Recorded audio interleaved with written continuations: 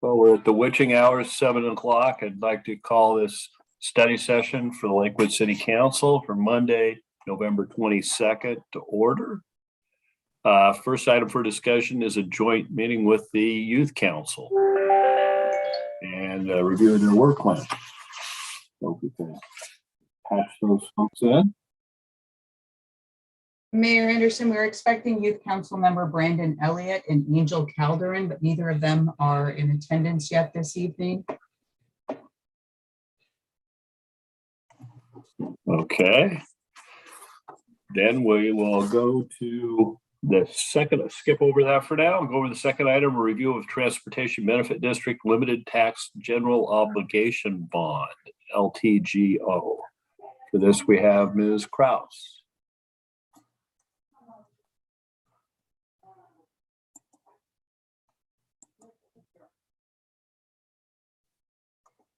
Hello. Good evening, Mayor and council members. Sorry, this came up just a little quicker than I was expecting, so just give me 1 second.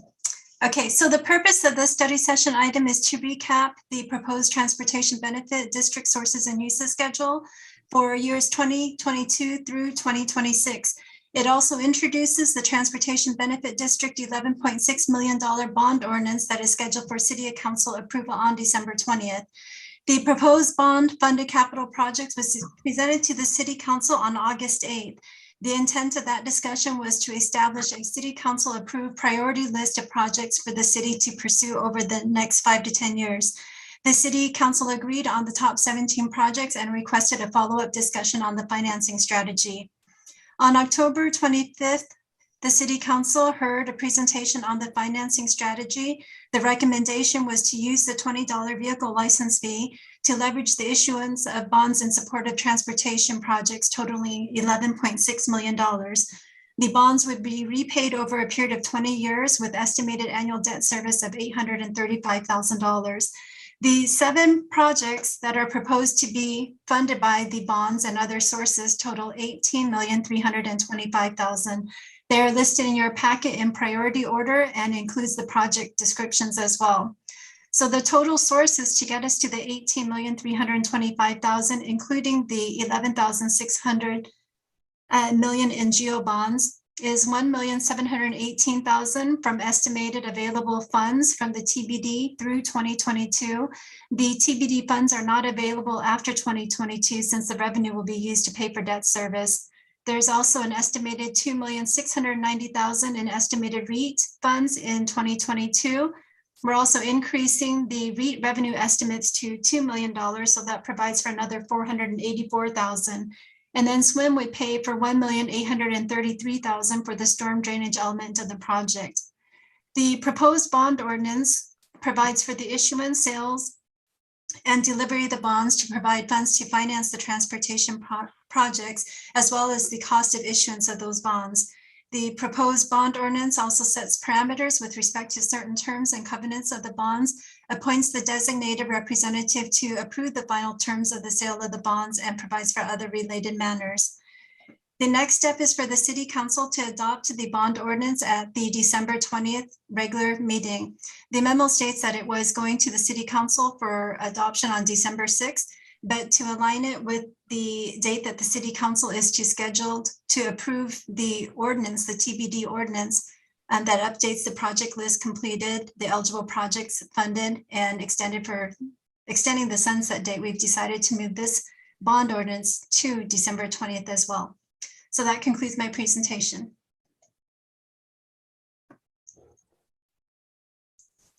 Questions for Ms. Kraus? Mr. Branstetter. Hey, Mr. Mayor. Ms. Kraus, and I know in your memo, it indicates that the annual debt service is estimated at $835,000 annually. And that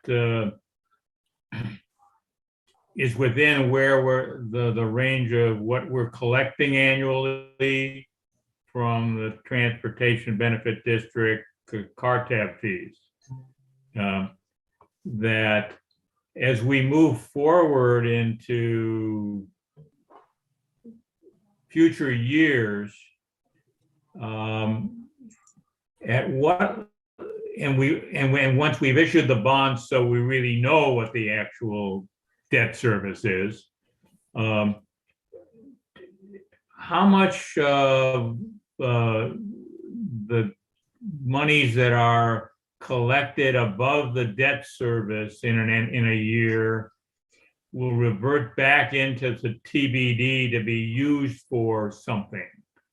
Are we going to have a requirement to build up a reserve before that would happen? Like say we had an extra 25,000, but what kind of a reserve are you going to want to build out before we could actually begin to use some TBD dollars, anticipating that if the population of the city grows, the number of vehicles will grow and the revenue from the car tab fees will grow?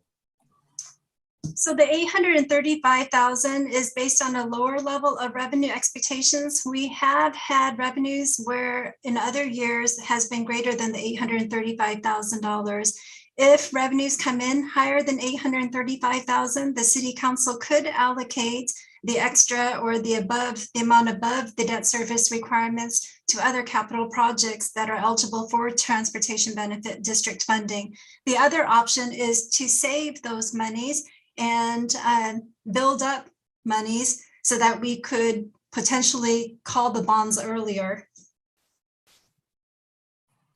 I see. That's sort of a decision and options to be considered later where fortuitous things happen. Yes. All right, thank you. Mr. Whalen. Todd, thanks very much for the report. My question, if you can hear me okay, is on the design estimates for the various projects listed. Are those considering in-house allocations for design only, or does that possibly include outside consultants for design? In other words, if we wanted to kind of have a couple of projects keyed up in a given year as opposed to necessarily spacing the design out, would this allow for hiring outside design engineering assistants? My understanding of the way that the capital projects are budgeted is to provide flexibility when the time comes for design. If it makes more sense to have the design done in-house, it could be done in-house, or if it is needed to go outside because of technical expertise or timing of projects, that we could go out to contracts. Capabilities. So there's enough in there if Public Works decided to seek outside assistance if need be, right, based on their own projects and workloads. Yes. So on the estimates for construction, were those, I know some of those just came from the TBD directly, right, or the TIP directly, correct? Yes, these numbers were provided by our Public Works Department. Mm-hmm. And in terms of the allocation by year, what is the method to the madness on say picking Ardmore for 2022 design versus Hipkins or one of the Idlewild projects? What's the method to the madness there? So I do not have the method to the madness here. I know that there was some prioritization that was done and presented to the city council in previous discussions when our Public Works Engineering Services Director provided the project listing. I do not have that with me at this time. So if we wanted to juggle some of the proposed, or at least have a conversation with Public Works to maybe juggle some of the prioritized projects, as long as the bond ordinance that you've referred to here gets passed by the council for the gross sum that we're looking at, we can play with, perhaps with guidance from Public Works, the project timing. You could play with the project timing as long as the projects are within the project descriptions that are provided for those 7 projects. If we start going off and adding different roads and streets, then we'll need to modify the ordinance. Absolutely. Okay, great. That was my only question. Final question, I guess. Mr. Brandstetter talked about maybe having a little bit of a set aside reserve fund. Is there any opportunity for the use of some of the remaining ARPA funds to seed plant some of our road construction work? Is somewhat authorized or COVID related or not? I think it would be pretty difficult to determine the impact of ARPA on the existing transportation projects. Okay. Thanks. Ms. Farmer and then Mr. Caulfield. Actually, if Mr. City Manager has something that's more germane to the last part of the conversation, I'd prefer he go first. Okay, Mr. Caulfield. Thank you, Councilmember Farmer. Mayor and Council, our Public Works Engineering Director, Paul Busich, is standing by. If you wish to elevate him to the meeting, and he can address the specifics that Deputy Mayor Whalen had.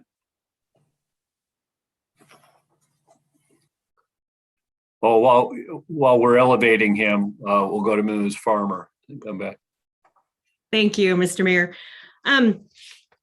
So if I understand correctly, this list are projects that the city would tackle between the next 5 to 10 years, but the strategy is to use the typical amount of the TBD revenues to cover 20 years of debt service, meaning that's 20 years. Who knows what's going to happen in the future? So I just want to bring it up that in future downturns, and sometimes in downturns, overlay is one of the first things to go. And I believe some of the history around TBD, around starting TBD in Lakewood had to do with fixing streets and doing some immediate things, not necessarily the larger construction, big, heavy construction projects that we clearly need done. But maybe some of the more mundane or routine things, if you will, overlay, chip sealing.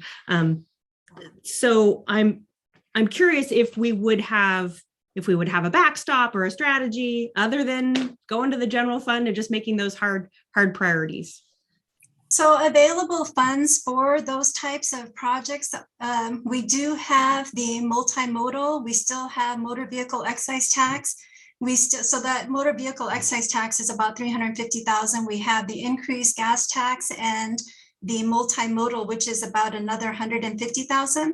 Plus the general fund has been contributing about $700,000 to capital projects, including those routine, ongoing chip seal, things like that. Thank you. Mr. Caulfield. Yes, Councilmember Farmer, I would echo that, and also just would like to point out that the projects that the Public Works Engineering Department has been taking on the last 3, 4, even 5 years, they all incorporate an overlay, and actually in many instances, a complete reconstruction.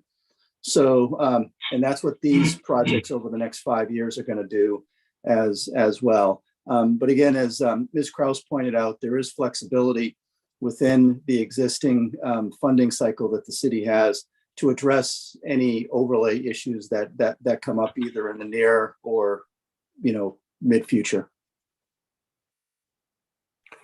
So before we go to Mr. Busich on Mr. Whalen's comments, I'd like to tag on to that. I'm actually in favor of considering accelerating some of these projects with respect to design and construction.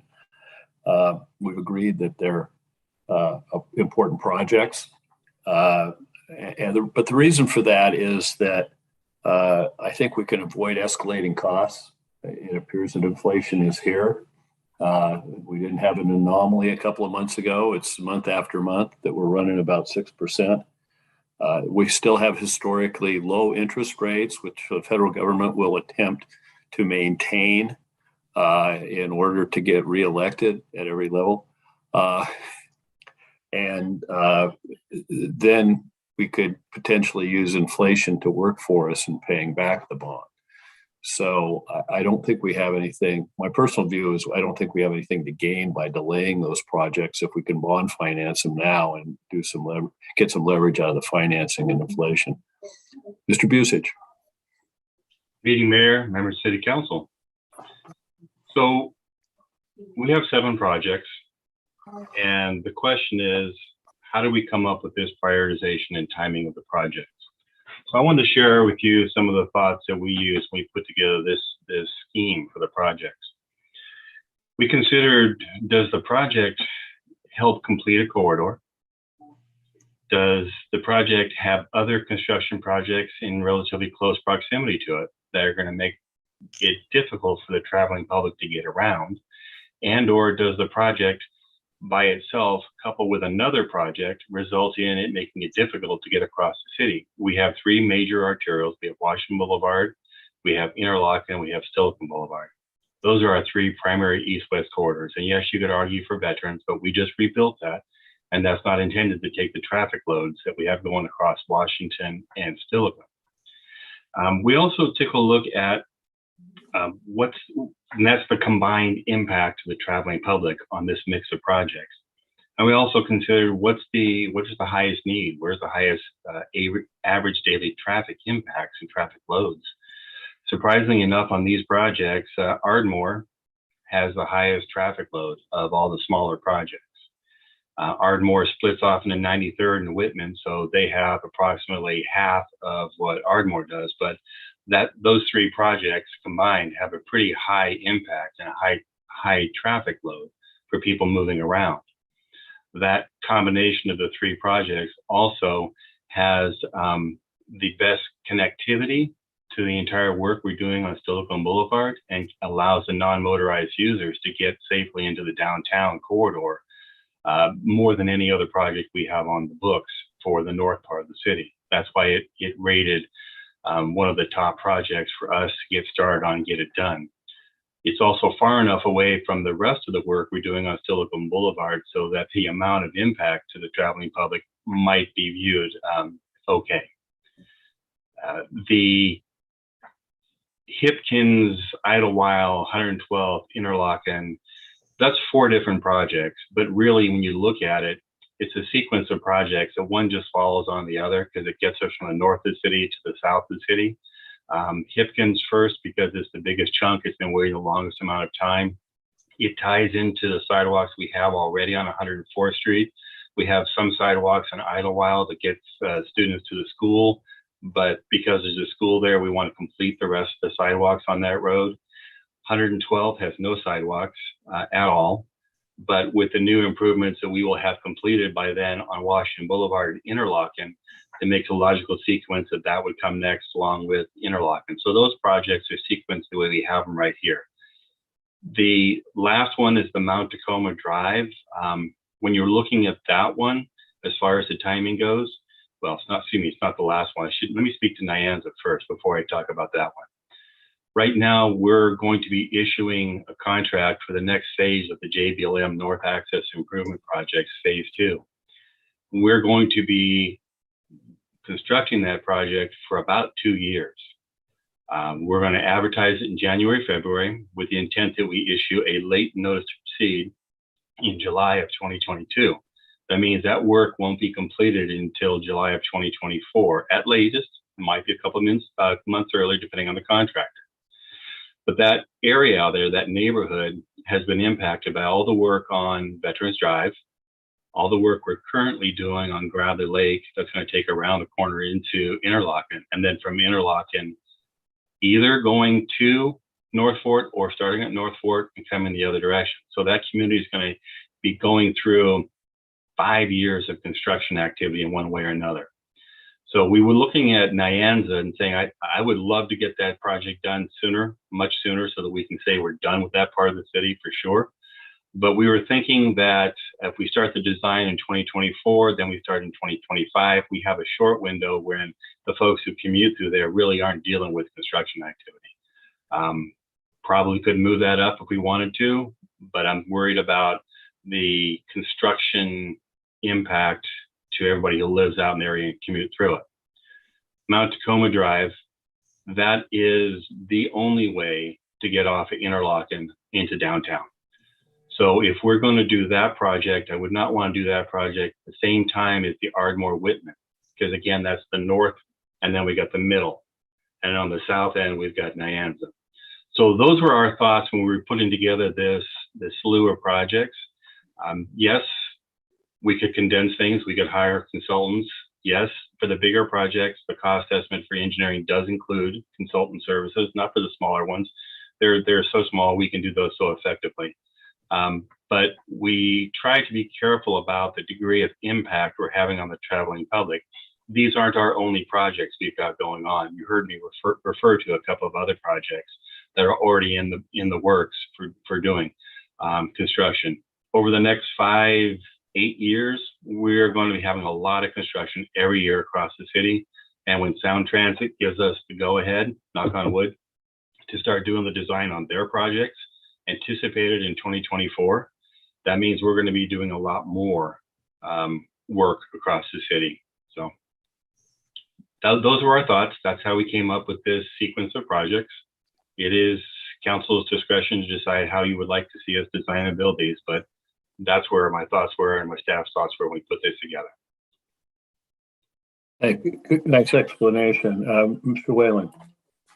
A logistical question, Mr. Busich. So is there ever the remote possibility that in any one of these projects you've done your good design work and you've made it shovel ready, and then all of a sudden some manna from heaven drops out from either another TIB grant or Psrc comes down with some competitive thing? Would you be able to then fund a project that would be designed and shovel ready sooner than scheduled on this, or how would that play out? And would those funds then supplant these to be used on another project, or would you have to keep the TBD ordinance for these projects, regardless of other monies that might come in? Councilmember Whalen, thank you for the question. These projects were picked specifically for the TBD funding because there's a very low likelihood of any of them being funded by a grant agency. Right. I will tell you that the TIB, they do not like and will not supplant existing funding you already have. If you've identified in your budget process, and I think that this is a part of what they would look at, that we have the funds for building these projects, they would not grant us the funds to do anything. Psrc is really interested in corridors like Silicon Boulevard, where there's a lot of new businesses or a lot of new trip generations. I know that the city manager was able or shared with you that our success on TIB funds last Friday, where they're going to contribute $4 million for Washington Boulevard, and they're helping us to fill our funding need on the rest of Silicon Boulevard between Weller and 87th. When we were talking with the TIB representative before we made application, he made a very good observation on the Silicon Boulevard project. He said that project would serve better if you sold it as Weller to 87th, not 83rd to 87th, because it shows more trip generations. He didn't feel like our project on Nyanza was one that would be funded because it's all residential. Even though it's an important corridor for us, it would not be for them. In the time that we've been looking at PSA grant applications and those projects that are successful, they're primarily ones that are major corridors. They have businesses on them. They have a high ADT and the road's in bad shape.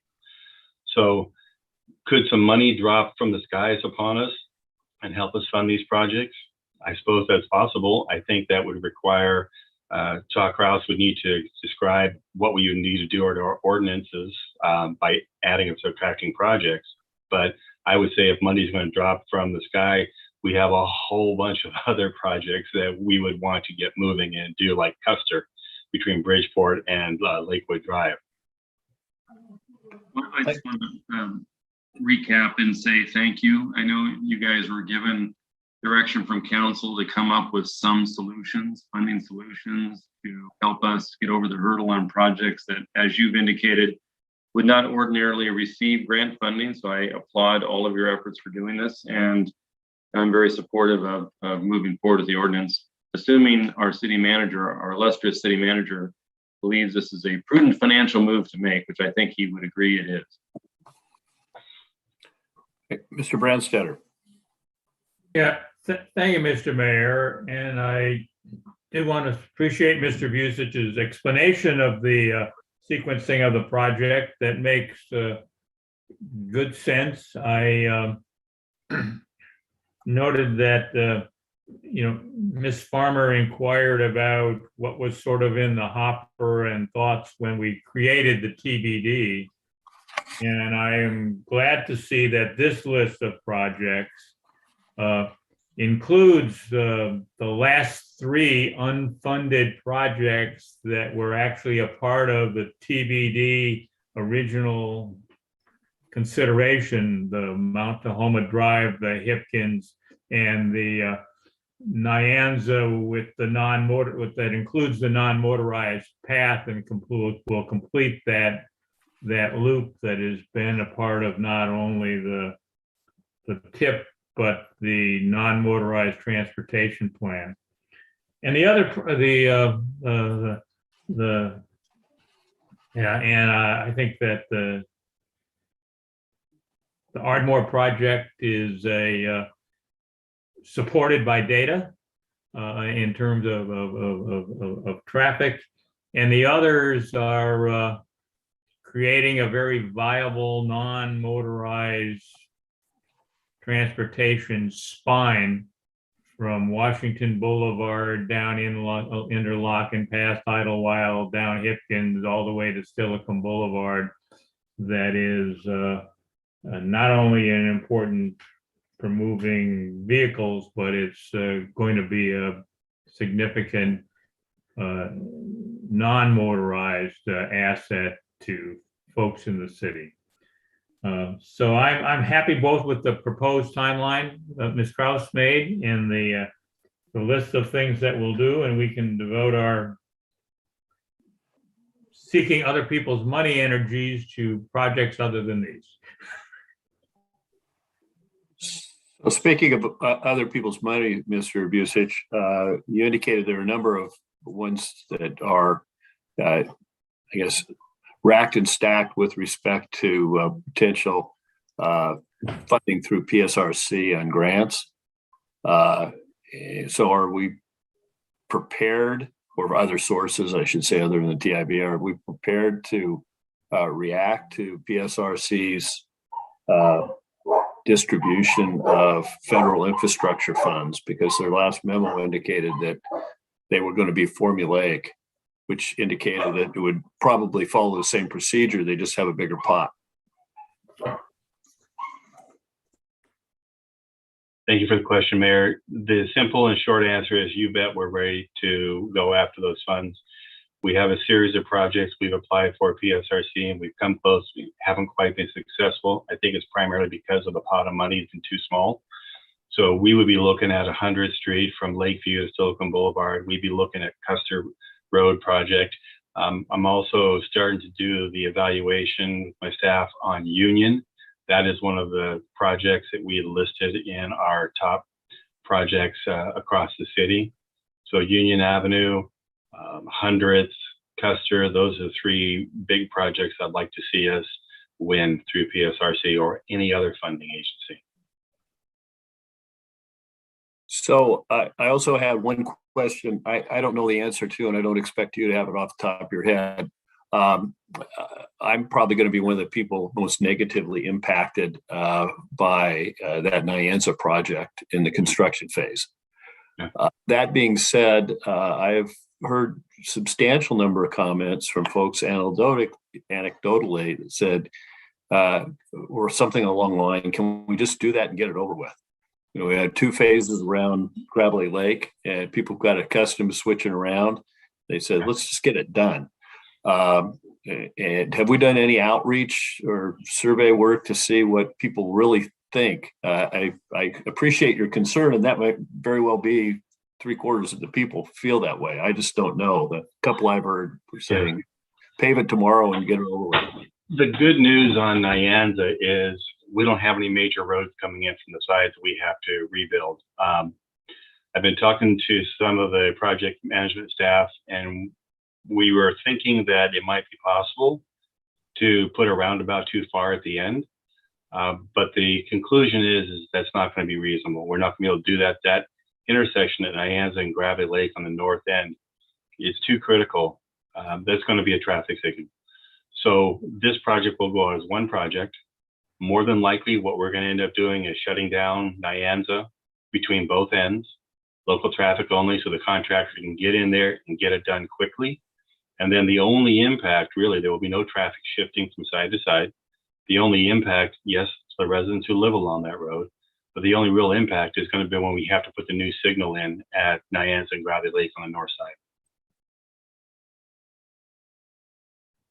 So I guess my question though is, is there a way to survey or get some public input on what the residents and commuters that use that road think the sequencing should be? Whether that gap is any advantage to them? Well, we can certainly survey the folks who are around there. I'm not sure, honestly, what question I'd be looking to ask from them.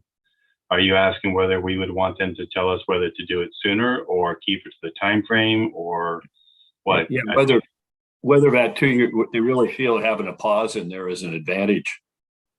The actual pause is going to be about 6 months because the other construction will end in July of 2020. Get this right, 18 months. 18 months. We very well, as we move through the budget process and we're closing up on completion, move it up. Right now in the budget process, we're really only going to be looking at 22 and 23. So if that gets moved into the budget at that time, we can start design in 23 and start construction in 24. Okay, thank you. Outer year projects can be moved up, but I just want to be careful about the impacts. All right, any other questions for Mr. Vucich, Ms. Kraus? So, Mayor, Mr. Bulkey. thank you. So to reiterate a couple of points. First, Councilmember Farmer's position on we have to remember, and maybe this is for councils that have fewer of us than are here tonight, so we can't bind future councils. But I am concerned that when you start using these, that we do have a history, and we're not the only city in the country that has walked away from maintenance when the chips are down, right? When it's like, oh, do we fill positions or do we do road maintenance? And they always think they can get away without road maintenance, that it's not a core competency of government. And I want to reiterate that we need to make sure that going forward, when these TBD revenues are used up, that we're still committed towards fixing our streets. So I like and then I want to go to your next, when you were talking about, and of course now we're talking theoreticals, when we talk about I don't know the formula that we're going to have coming down from the federal government, and of course everybody's excited that we've got an infrastructure package.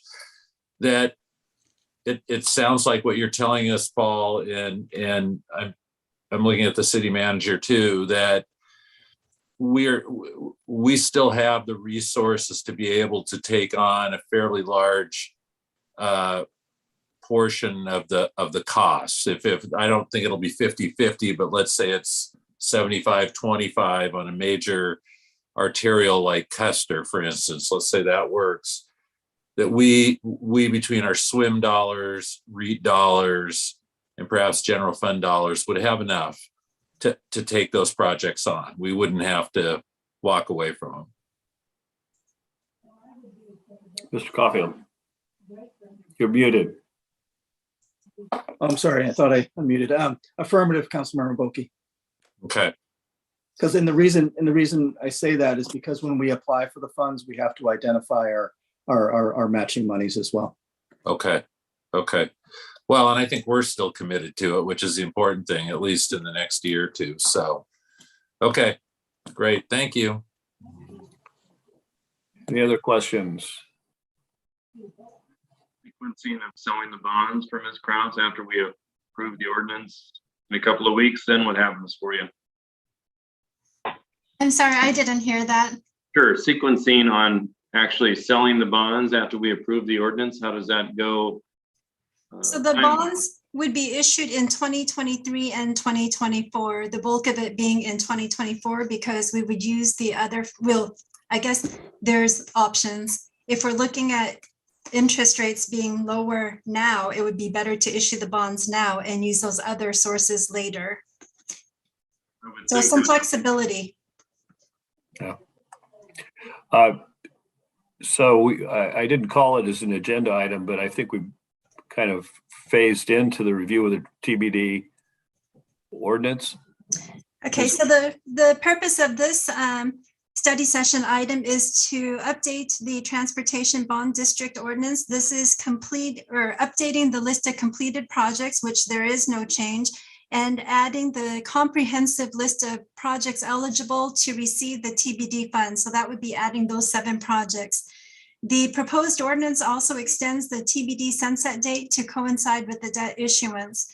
So really depending on when we issue the debts, if it's 20 years and the last issue is in 2024, then we would want to extend the current expiration of 12:01 a.m. on July 16th, 2032 to December 2nd at 12:01 a.m. on December 2nd, 2044. So that is if we delay the debt issuance until 2024, but if we take advantage of the current interest rates, might want to do it sooner. So the next step is to hold a public hearing on the TBD bond ordinance on December 6th, followed by adoption on December 20th. So that concludes my presentation. Questions for Ms. Kraus? Thank you. Now, we really have 3 options here for the next agenda item, and we could go back to Youth Council, continue with Ms. Kraus on ARPA, but I noticed that outside counsel Kenan Williams is in the waiting room. If he's on the clock and he's on the tactical Taylor item, we might want to take that. Any objection?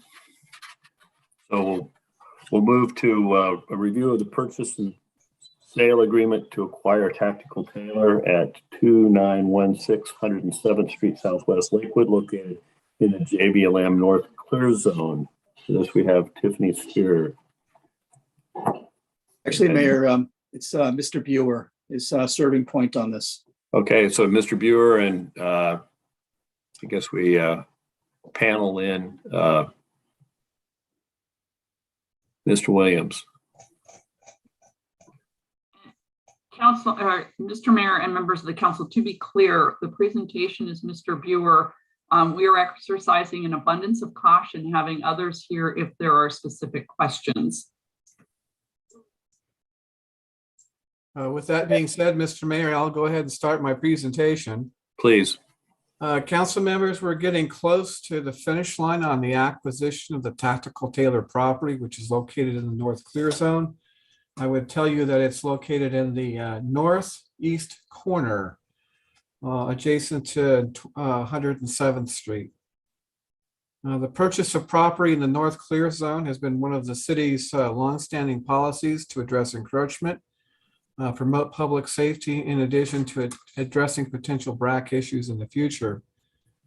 This evening, the council's been provided a memorandum that summarizes the current program status, reviews the basics of the purchase and sale agreement, lists out important dates, and reviews the financial contributions of the 4 parties, which includes Lakewood and Pierce County at roughly $500,000 each, Washington State Department of Commerce, and the Army Environmental Command, known as AEC, which is a subsidiary of IMCOM.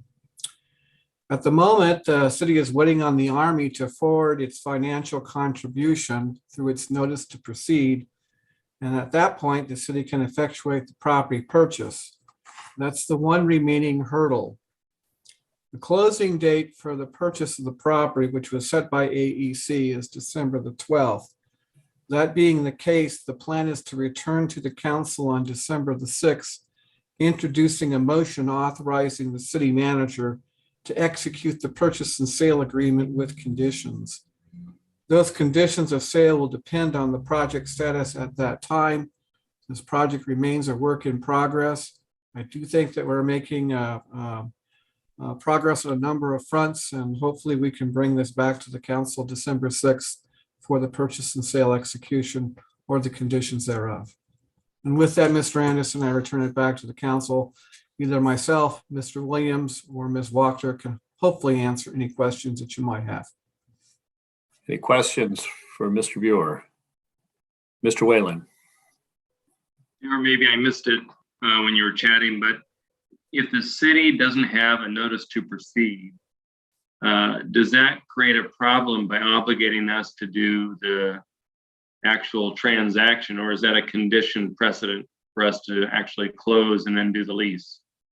The latter, Mr. Whalen. It's a precedent. You have to be able to have the money in order to close on the property and effectuate the lease. Yes. I would hope so. Yeah, thank you. Just checking.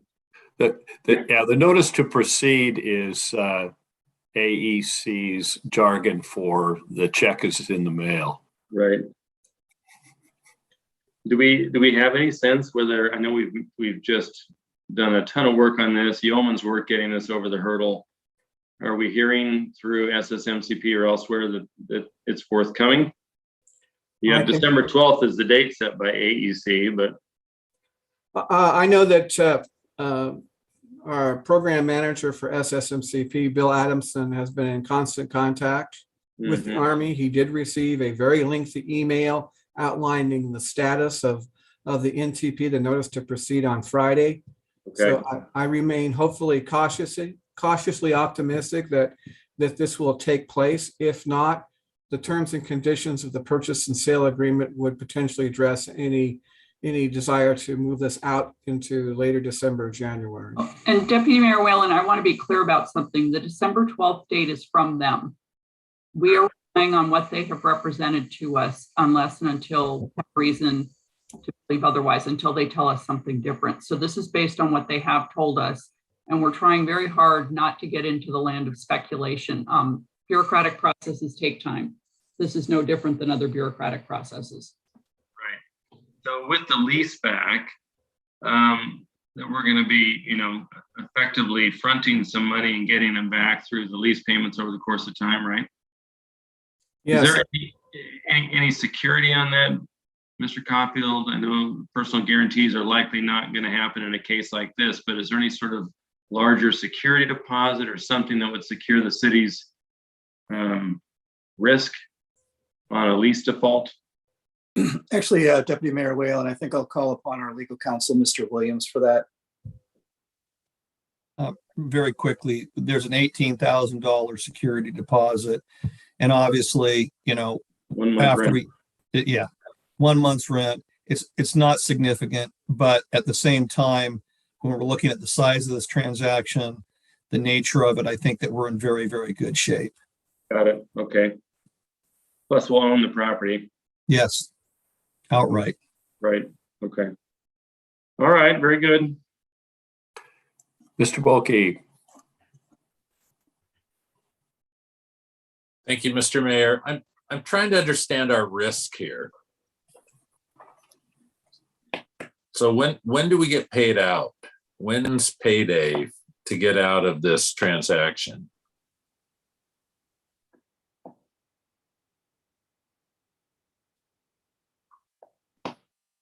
Well, Councilmember Boki, the funding sources that the city will be using to acquire Tactical Tailor are coming from three primary sources. The first is from Army Environmental Command, which is actually Air Force funds totaling $5.1 million, coupled with a Washington State capital budget allocation totaling approaching $1.3 million. And that's being facilitated through the Washington State Department of Commerce, as are all state capital budgets, budget appropriations. And then the third component is $530,000 from Pierce County. And then the delta between that and the total price that Tactical Tailor and the city have already agreed to will be funded by the city, which totals about $553,000. And then the city will be paid back with that from Tactical Tailor paying the city a monthly lease payment over at least 3 years. So we will be made whole in 3 years, Councilmember Boki. So are we positive of the other three sources of Yes, funds? we are. Yes, we are, Councilmember Boki. Okay, so we have agreements in place where we We know have we're going to get paid. Okay. Affirmative. Yeah. And so then Tactical Taylor, they just need 3 years to get out of there. That's what they estimate. It could be sooner, it could be longer. Okay. So unfortunately, they're not in the position to be able to work on a parallel track. And the reason being is because, quite frankly, we're dealing with the federal government and kind of their bureaucracy. But I can tell you that Tactical Taylor is ready to move forward to find another location and move their business. Okay. Mr. Brokey, the lease back is actually longer than 36 months if it needs to be that way. Okay. Hey, Mr. Branstetter? Mr. Mayor, yeah, actually, in looking at Mr. Viewer's spreadsheet, it looks like we have some minimal risk and some opportunity, and that in the end we'll come out ahead on this with the footnote saying that the money that we come out ahead where the leaseback dollars exceed what we had to put in to buy the property will then become available to us to move to whatever the next phase of the North Clear Zone clearance is. The fact if Tactical Taylor has some slowing of their timeline to where they can't move for 4 years, we just keep coming out further ahead. So, this certainly looks like a win for the city's goal to get the North Clear Zone cleared. Looks like a win for Tactical Taylor to get the money to fund their relocation and to keep them hopefully in the city, but at least in the region as a significant employer. So I'm glad to see that we reached a critical point of where things can actually happen. Mr. Mayor? Yes. Just very briefly, that spreadsheet is not mine. I have to give credit where credit is due, and that was provided by Ms. Kraus. Well, now we have some faith in it. Yeah, and some Exactly. of us just by looking.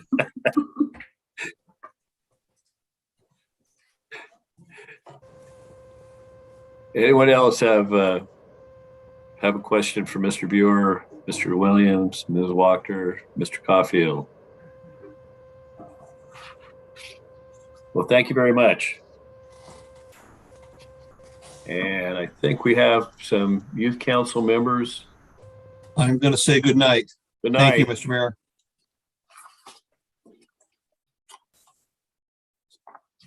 So we'll move back to the first item, the joint youth council meeting.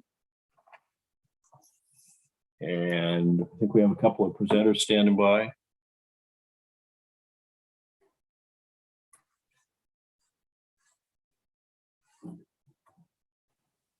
Angel Calderon and Brandon Elliott, I believe.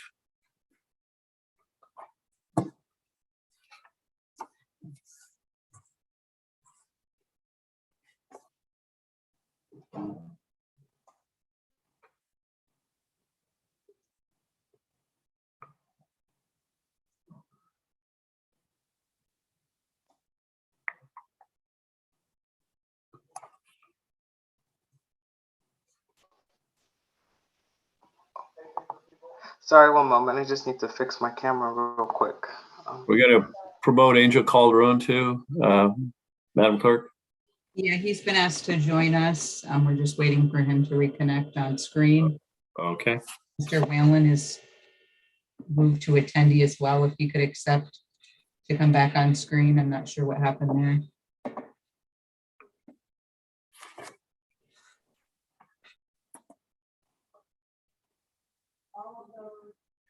Can't get rid of me that fast. Right, gentlemen, thanks for joining us. You're both muted, but you have the floor.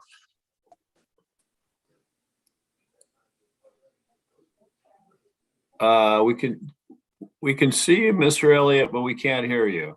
You got your. Yeah. Your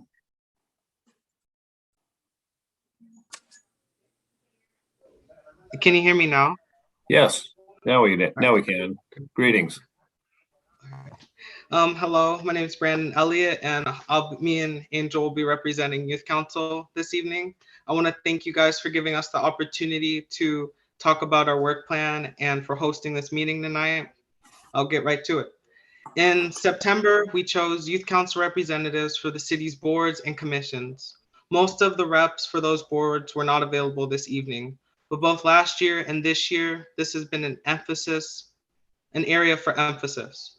Most of the boards are talking about the various ways this pandemic has affected youth, and we're all trying to understand what youth need in terms of mental health, but also in terms of things like reliable food and shelter.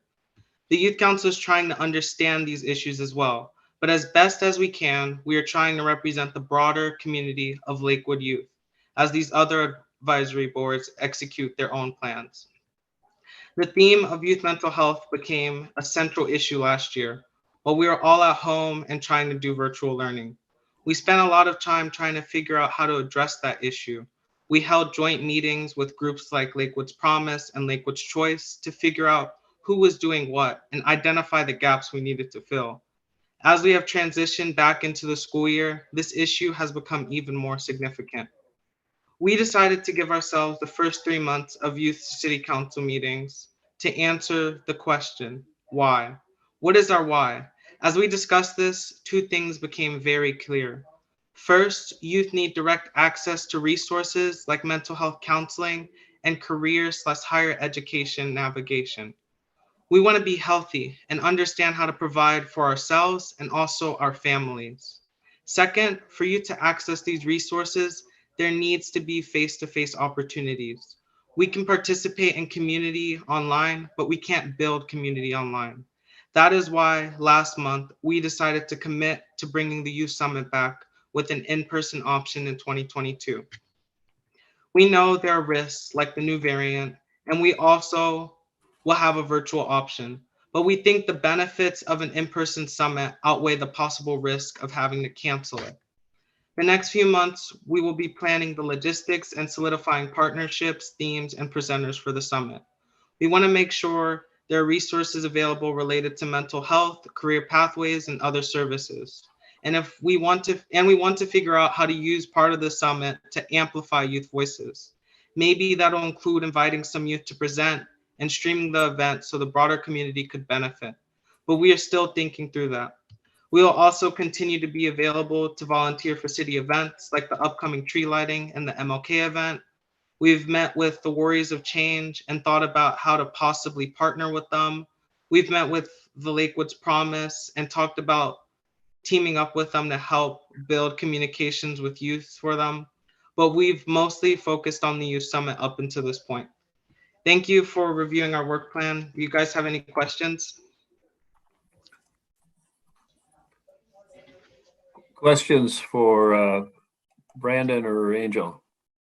Mr. Branstetter. Thank you, Mr. Mayor. Brandon, thank you for your well thought out presentation to us.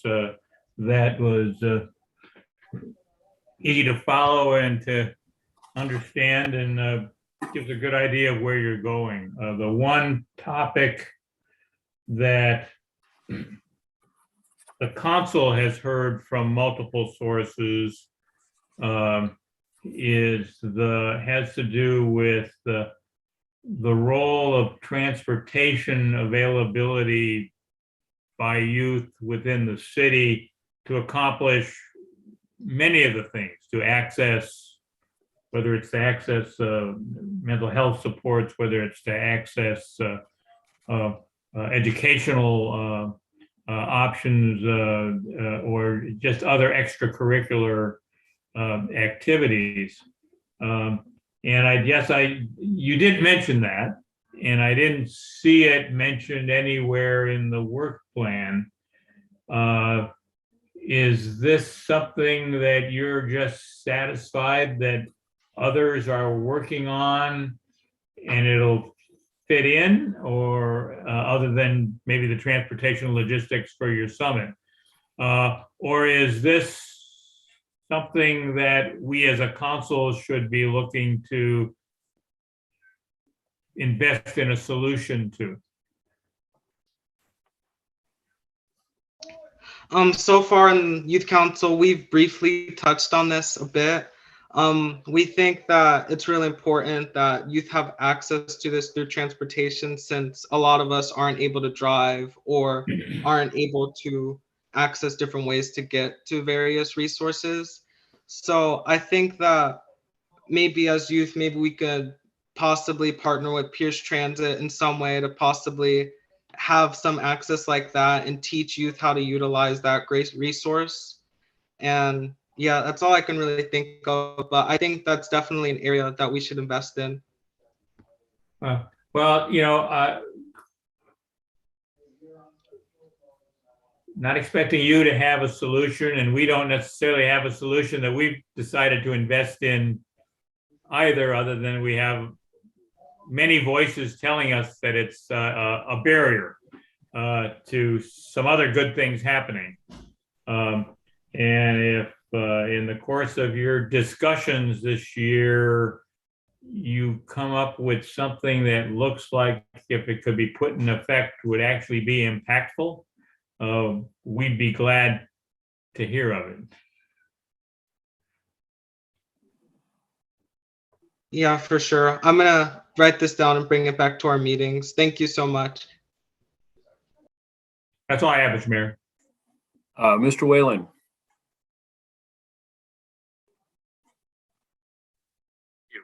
Well, I just wanted to thank you, Brandon, for your presentation tonight, and certainly open the door if there is any value that we might provide, either being in attendance at the youth summit or mixing and mingling, maybe at a little reception, whatever might be of help when it comes to maybe topics of mentorship or adult job training opportunities, or just, kind of getting to know one another. I think your comment there about face-to-face activity is so critical coming out of this COVID pandemic, where people are just yearning to have connection. So to the extent we can help be of connection with you and the other members of your council and the attendees, we would love to do that.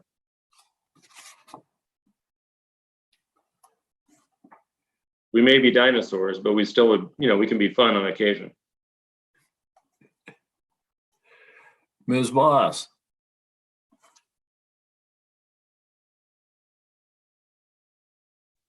Thank you, Mr. Mayor. Actually, my questions was answered. It was about the transportation and activities that we could actually put into place and support. So, but Brandon, thank you so much for the report, but you answered my questions already. Thank you. And Mr. Bulkey.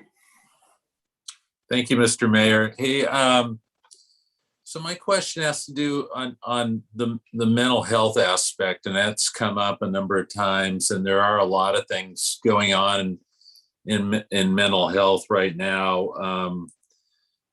Have you seen any progress made at the school level, or what kinds of things have you discussed, and are you seeing any progress at all? So at the school level, I think that our educators have been way more understanding to our various home lives and different situations, and are more willing to listen to us in terms of different feelings we may be feeling that aren't so great. And like, since COVID happened, I can definitely see my educators being more understanding. A lot of my peers have come up with projects, because we make projects in school to better our community, and a lot of it was peer-led, groups that support students to students. But it's become kind of I guess it's a HIPAA violation for students to give each other like mental health advice without having that professional training, and they kind of get shut down pretty quickly. But yeah, so it's definitely been trying to move forward, and we all obviously know there's issues there, but our teachers definitely have become more knowledgeable in that area, and we can see there being change in it going forward. Good. What was your meeting like with Warriors of Change? And what did you guys discuss? I actually wasn't at that meeting. Okay. Yeah, but I can email some stuff to you. Okay, that's okay. Great. Thank you. Anything further from council? Brandon, Angel? So thank you, gentlemen, for joining us tonight and for all you do. We look forward to working with you, and I think we're in agreement that the best way to build relationships is in person. And commend you for trying to find a way to get there. I look forward to your youth summit. I was very impressed by the last one, and I think this is going to be even better. So thanks again for coming tonight and sharing with us. Thank you. So we now move to item number 4, review of the American Rescue Plan Act ARPA program with Ms. Spear.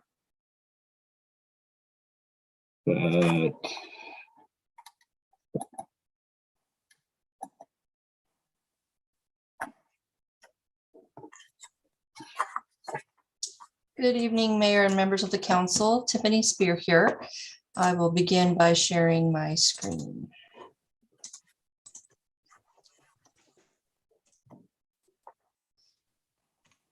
So this is an opportunity this evening just to give you an update of new proposed and recommended ARPA expenditures, but also to explain a little bit more about the internal processes that we've been working on putting in place since the council adopted Ordinance 759, which authorized the creation of an ARPA program. So as of now, $4,192,719 have been allocated out of the city's ARPA dollars. And then that is a result of Ordinance 759, as well as 4 motions which the council recently adopted for specific expenditures. Tonight, there are additional expenditures recommended for Tacoma Pro Bono, Boys and Girls Club, YMCA, and then the city of Lakewood. If all of these recommended expenditures were to be approved and action taken in another couple of weeks by council, that would leave a remainder of $6,445,000 and a little more for additional ARPA expenditures going forward. Just as an update regarding collaborations where the city might be working with other governments or agencies, as of right now, we're waiting to see the final action, hopefully tomorrow, by the county council on its budget negotiations. Within that is one ordinance that establishes an infrastructure program. It is 100% match, meaning basically 1-to-1. Any funding provided by the county would need to be matched by the same amount by the city of Lakewood, for instance, but it includes funding for sewer extensions.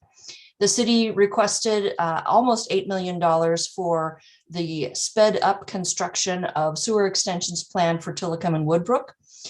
Essentially, as it sits, the projects wouldn't be finished until 2033. If this funding was received, the latest construction would be completed by 2026. So it could be up to a 7-year improvement in the schedule. The amount that Lakewood requested, however, is almost the total that was allocated in that ordinance, unless it gets changed before adoption tomorrow by the county council. So it's unlikely Lakewood will get all of those funds, but we feel pretty confident that at least some of those dollars will be allocated toward Lakewood projects. Excuse me. As of today, no other collaborative programs or projects have been brought to Lakewood, but that may change in the future. So getting into the first items that are recommended for council action on the 20th of December is first the Tacoma Pro Bono Housing Justice Project. This information is provided in more detail in your packet this evening. There's a description provided by Tacoma Pro Bono about what they would be doing, but essentially it's pre-eviction legal representation. And this is recommended for 2 years, the years 2022 and 2023. So in total, $450,000 would be going to Tacoma Pro Bono, and then there would be the administrative costs in addition to that coming from Arpa for city tracking. And essentially, this would be the legal advice and options for asserting repayment plan rights, consulting to determine housing barriers for someone, and then ongoing representation for rental assistance and asserting tenant rights. Boys and Girls Club is another recommended item this evening. There's 3 different programs within the Boys and Girls Club proposal. Altogether, these are for 5 years. This is a multi-year proposal. First would be for teen late nights, which is youth grades 6 through 12, for activities after school hours, obviously, but also working in problem-solving techniques, communication skills, and decision-making. Teen mental health first aid. This is talking a little bit, I think, about what your youth council representative was just talking about, that people need to be trained in order to provide mental health assistance for their peers, or at least being able to train students to be able to report that on to others in the school system. And then Talk Saves Lives. This is discussions and learning about common risk factors and warning signs. So altogether, with a 5-year time frame, this is a $237,000 program. YMCA is offering a number of child and teen programs here. They're laid out in brief. And again, there's more information in your packet this evening. But essentially, this is everything from early learning and childcare to leaders in training and counselors in training, as well as art or sport training as well. Most of the activities would be at the community center, but there will also be childcare, summer day camp, and learning academies at outreach locations, which currently include Custer Elementary, Idlewild, Four Heroes would be starting next year, and then the Dr. Claudia Thomas Middle School. You see in the center of this page the number of students that would be served per year. And this is also a proposal of 5 years altogether. So starting next year and going through the end of 2026. And altogether, including administrative costs, this is a roughly $769,000. There are 6 City of Lakewood expenditures requested and recommended tonight. The replacement of or improvement to municipal court technology, and expanding the city council chamber dais, both for social distancing, but also for note-taking space and improved space for all the AV equipment. There is the HVAC improvements with bipolar ionization for City Hall, the installation of hand washing stations at 5 city parks, which are Oak Brook, Active, Washington, Edgewater, and Wards Lake, the ones that do not currently have bathrooms. There's phase 1 of City Hall reconfiguration, so looking to reorganize city staff onto the 1st and 2nd floors. And then the City Lakewood Police Department retention bonus program, which would be retaining police officers that might otherwise retire early or transfer for whatever reason. This would be a retention bonus to keep them for 3 more years while the city does active and aggressive recruitment for new officers. The program that the City Council authorized in Ordinance 759 is not only the funding options and continuing to move forward with that, but just how the city is going to be dealing with this program over the next 4 to 5 years. First of all, there is an identified ARPA program manager, which is myself, and I will be working with department directors, division managers, and other key city staff. There will be quarterly updates provided to you by the deputy city manager, Ms. Kraus, as well as myself as needed to talk about ARPA with you. And then if there are additional times where you may want presentations, for instance, when a major milestone is reached by a recipient of funds or at any other time, that's available, of course, as well. Finance will be responsible for records management and also the periodic reports that are due to Treasury starting January of 22 and then moving on through the first quarter of 2027. The ARPA program coordinator, who will serve as the city's residents navigator, meaning residents calling and asking for help. They may not get funds directly ultimately from the city of Lakewood, but as the resident navigator, the program coordinator would be pointing them in the right direction.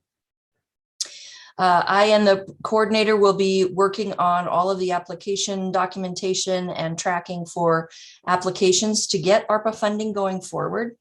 And we will also be working with the communications director to make sure that the ARPA information on the city's website is up to date. Oops. There will also be a process moving forward for additional applications for ARPA funding. And so this will be a call for applications from organizations or individuals for some set time frame. There will be an internal review to make sure that the applications are complete and do comply with ARPA criteria. And then there would be further in the future recommended action to the city council to approve additional contracts on a periodic basis. It'll just depend on what we receive and when. So assuming the city council moves forward with at least some, if not all of these being recommended this evening, the next round of funds would funding recommendations would be coming to council probably in January or February of next year. We would be opening up the call for applications in November, moving through December, and then do that internal review. And then again, it would be coming back to you early 2022 for the next consideration. So for the recommended expenditures that were just presented to you this evening, on December 6th, there's a public hearing scheduled. And then on December 20th, the council could take action by motion on those contracts, which would be presented to you similarly to how the last three were presented to you a few weeks ago. So with that, I will stop sharing and happy to answer any questions. Questions for Ms. Spear? Mr. Whalen? Looking at the Tacoma pro bono allocation, do we have, I know it's for 2022, 2023, but their projections are to incur $450,000 of legal assistance for folks in Lakewood for rental, I guess, legal help. Do they have a sense that the need, I mean, based on what has happened in 2021 post the elimination of the moratorium, have they provided some data that projects that the need is that high? Because that seems like a lot of money without actually monies going into the settlement or mediation of the rental disputes with the Dispute Resolution Center. This is just legal assistance. Yeah, let me get to their budget really quickly, Councilmember Whalen, just a moment. I know they're a great organization, but you know, it's a fair lift.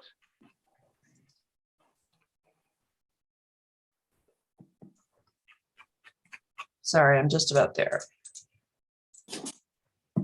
Just tag on while you're looking for that. I guess my question on that would be if it's all for legal assistance or if there's a fund created, because some of the judges suggested to me that when Tacoma pro bono comes in, that sometimes the barrier to settlement of an unlawful detainer might be $1,000 to the landlord, and that a fund would be helpful in resolving those disputes short of unlawful detainer writs. Let me share what I have here. Just a second. I hope it will help answer the question. So this is information that was provided by Tacoma Pro Bono in their application. They talk about the makeup racially, gender, age, and then city of residence. They show 22 clients in the timeframe between March and December 31st of 2020. Does not account for clients reached through presentations, educational program, or other outreach. What they're talking about here is that there are 4,600 tenants at risk of eviction for non-payment. This is their budget for where those dollars would go. So it is really to cover the salary, wages, and benefit for an attorney, a paralegal, and then the office supplies, et cetera, type of costs that would be dedicated to providing services to City of Lakewood residents. So this is where the 450,000 would go. This was explained to them that the 22.5, that is something that actually is for the city. So they understand this is a $450,000 total. They posted in Lakewood, or how do they gravitate to assist just Lakewood residents? These people are being hired specifically for Lakewood. So if they are not funded through these dollars, they're not going to be hired by Tacoma Pro Bono.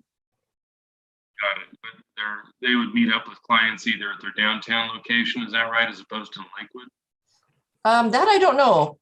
I would have to go back and make sure I didn't get that information. I don't think I did. That could be a barrier to entry for some folks. We can certainly talk to them about meeting, whether it be at the public library or some other spot in the city of Lakewood. Right. Okay, and then the city council and city of Lakewood items, we've got the dais work, HVAC, the city hall reconfiguration, totaling with the 5 or whatever % overhead, your round number $750,000. While this is an opportunity to protect the general fund a bit from needs that may exist and utilize these resources appropriately, I haven't heard a whole lot about what the design might look like for the city council dais reconfiguration, and I'm scratching my head whether it's really needed. But I'm all for improvements, but I just wonder if that's a good expenditure of monies. I don't know if the city manager wants to respond or not. From what I understand, this was a request from one of the council members. Okay.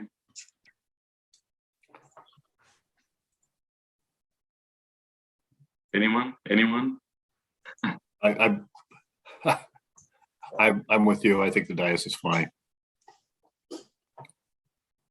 Put up some screen if there's a great concern.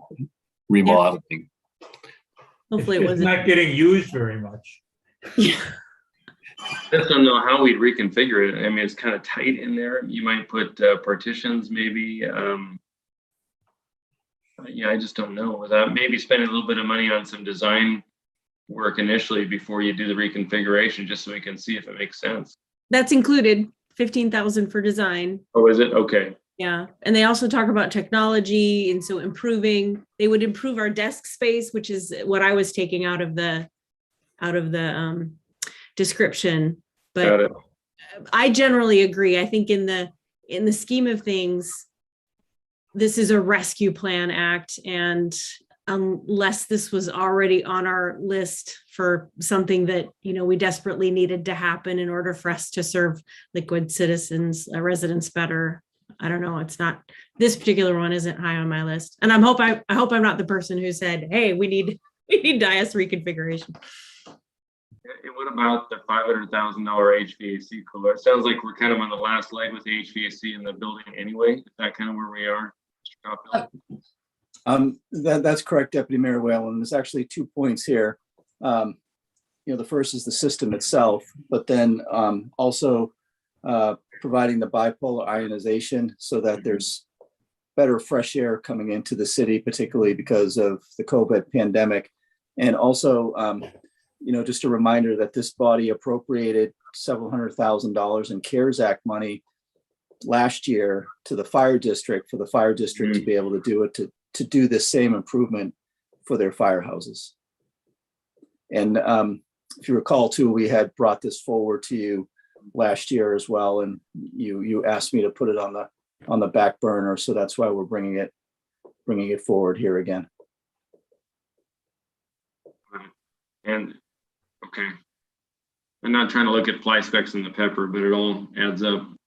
All right, Mr. Brandstetter.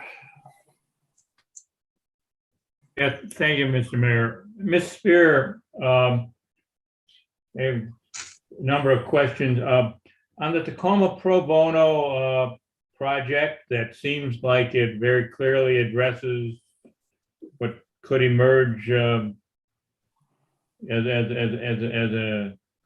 important impact of the coming out of the pandemic, is they hire those folks specifically to serve Lakewood. Has there been any discussion with whether or not they might locate some of their services within the city as opposed to their base of operations in Tacoma, and that would provide a better thing, even if we were to provide them some space at the city hall? Have they asked about that? They have not asked about that.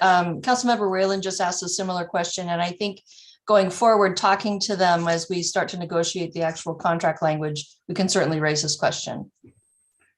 Okay. Then my next question has to do with the Boys and Girls Club contract. The proposal is to fund those set of 3 programs for 5 years. Correct. In their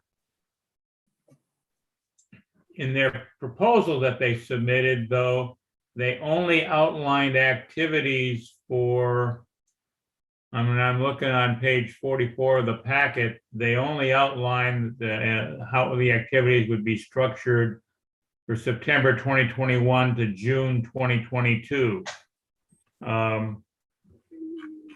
And they didn't particularly say that we intend to replicate this year over year for 5 years. So are we looking at a contract that allows them to have program elements evolve over the 5 years? I think or do we want these program elements for 5 years? There's a couple of answers to your question, I believe, Councilmember Branstetter. First of all, the contract is open to discussion as of now. There is no draft that anyone signed or agreed to as of yet. It's pending council review. Secondly, the periodic reports that we are supposed to get from all of the subrecipients happen at least quarterly. And if it comes to a point in the work that Boys and Girls Clubs are doing that they need to update what they're providing as services given just change in circumstances, yes, we can certainly allow for that in the way the contract is structured, whether it happens on an annual basis or however often we would want to do that with them.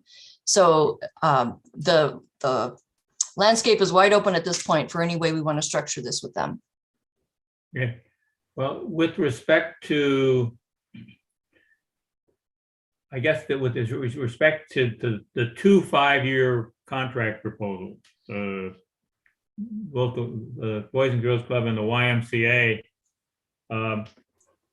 you know, when we do human services contracts that we're expecting to see outcomes from, that the contracts are worded as, they're really worded as annual contracts, but with renewal options, provided that the outcome metrics are being met. I mean, that's our standard way of dealing with the human services items. And I would think that for investing some money for as long as 5 years, and I'm not opposed to committing to 5 years to a successful series of programs from both of these organizations. But I would like the contracts to say that if we're not seeing the outcomes that are supposed to be provided, that there is a way to not renew them year over year, to be able to go and do that. And that's just a question of incorporate that into contract language. Yes, and we can certainly do that. You mentioned going forward that there would be a period of time for then other proposals for contracts to be solicited and then looked at for other ARPA dollars.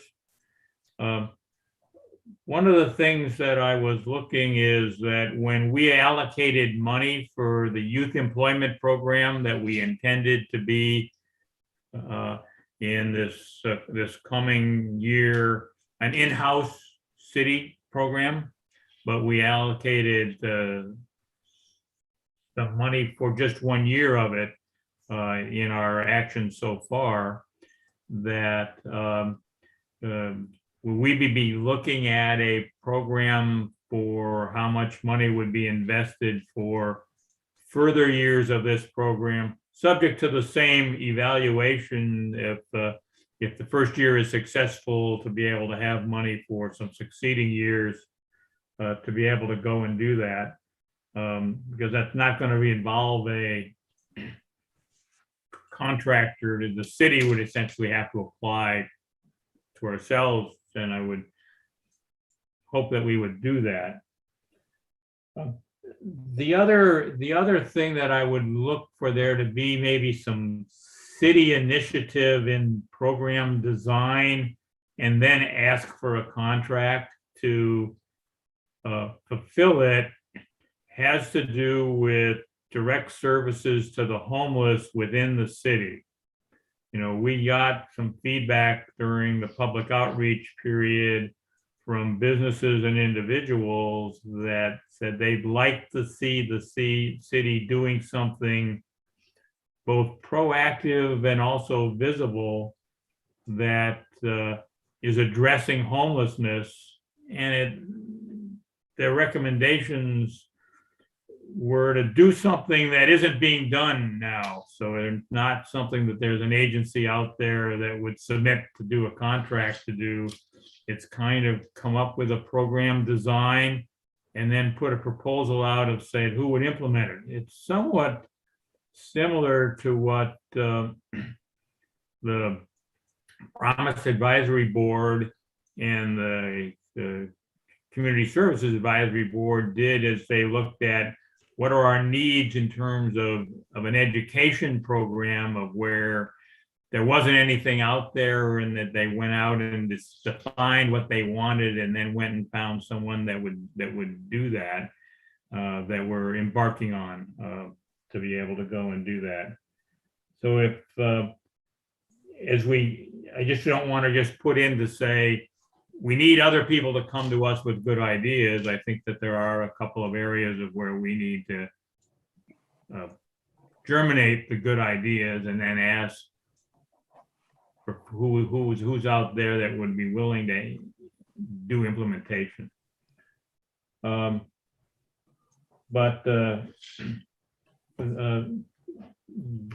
being said, I'm inclined to be supportive of all the recommended additional expenditures that you're looking to bring forward to us here before the end of the year. Thank you. Mr. Ms. Mayor, Moss. I'm sorry. Oh, I just wanted to quickly respond, if I could, to Councilmember Brandstetter. One item, sir, if the council wants to provide direction that homelessness services is something you'd like to spend some of the ARPA dollars on, I would request that be some sort of resolution or direction provided. As of now, we don't really have that clearly in a city policy or direction anywhere. So just understanding that as something the city council wants would be something we'd need as staff. Okay, thank you. You know, I would refer to my fellow council members, but I would definitely like to see us then provide you that guidance, because I think the community is looking for homelessness, both in terms of alleviating human suffering, and also as a multiplier to public safety, for us to do something proactive. And so, Mr. Mayor, if others on the council are willing, I guess I would ask the city manager to draft us such a resolution as Ms. Spear is requesting. so I don't think she requested it. She indicated it was an option. If Mr. Brentster, I suggest if you have a particular idea for an expenditure, that you bring that forward. The county's probably going to spend $40 million on homelessness. I think we should have a purpose in mind rather than saying we're going to spend money on homelessness. I guess I'm not quite sure in that, I'm not the designer of a combat homelessness program. I don't particularly think that's in my expertise. I think that it's something that we should invest some energy in terms of trying to figure out what can we do rather than just looking for an on-the-shelf program to invest in.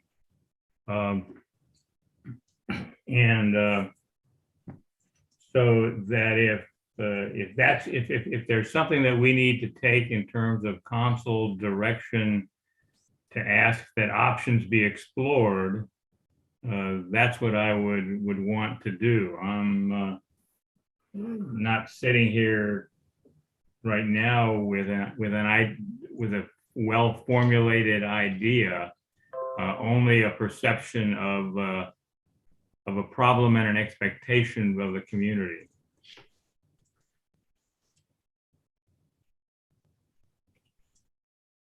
Ms. Moss. Thank you, Mr. Mayor. Ms. Spears, and we were talking about the rearranging of the dais. The only thing that I had in mind was, I didn't make the suggestion, so that I can say this.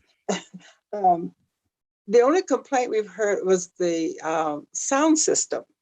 Could those funds be used to, in some way, improve our sound system, especially for the audience?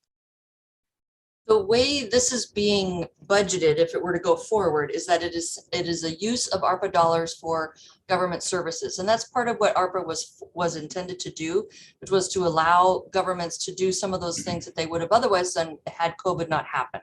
And their revenue would have been used for other purposes than it was. So to answer your question, it is something that ARPA dollars could be used for, is to go into the city council chambers and rearrange either the sound things on the ceiling that are hanging there, or move speakers around, or whatever it needs to be to improve the sound. That is an option if the council wanted to pursue that. Well, that is the one thing that we've heard the comments from our residents about. So we'll talk about that. Thank you. Ms. Farmer. Hello, Ms. Spear. All right, so I got most of my question answered when Councilmember Branstetter asked about the Boys and Girls Club single year budget. I got out my calculator and times by 5, figured out what they wanted to do there. But I love the idea. I want to support the idea of the regular review and making sure that we have the option to discontinue funding if things aren't going however, according to whatever criteria are set up.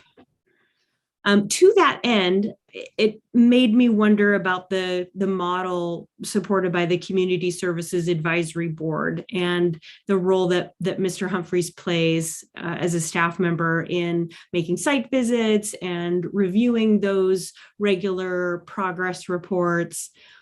I understand that we have the ARPA administration put together some administrative work, very much needed, but the connection between this money, if approved, going to human service type funding, I'm just curious if it would add some workload, because there seems to be a synergy there to the work that he's already doing. Absolutely. There's been a lot of coordination already between myself and Mr. Humphreys, and that will continue going forward with what happens with ARPA funds.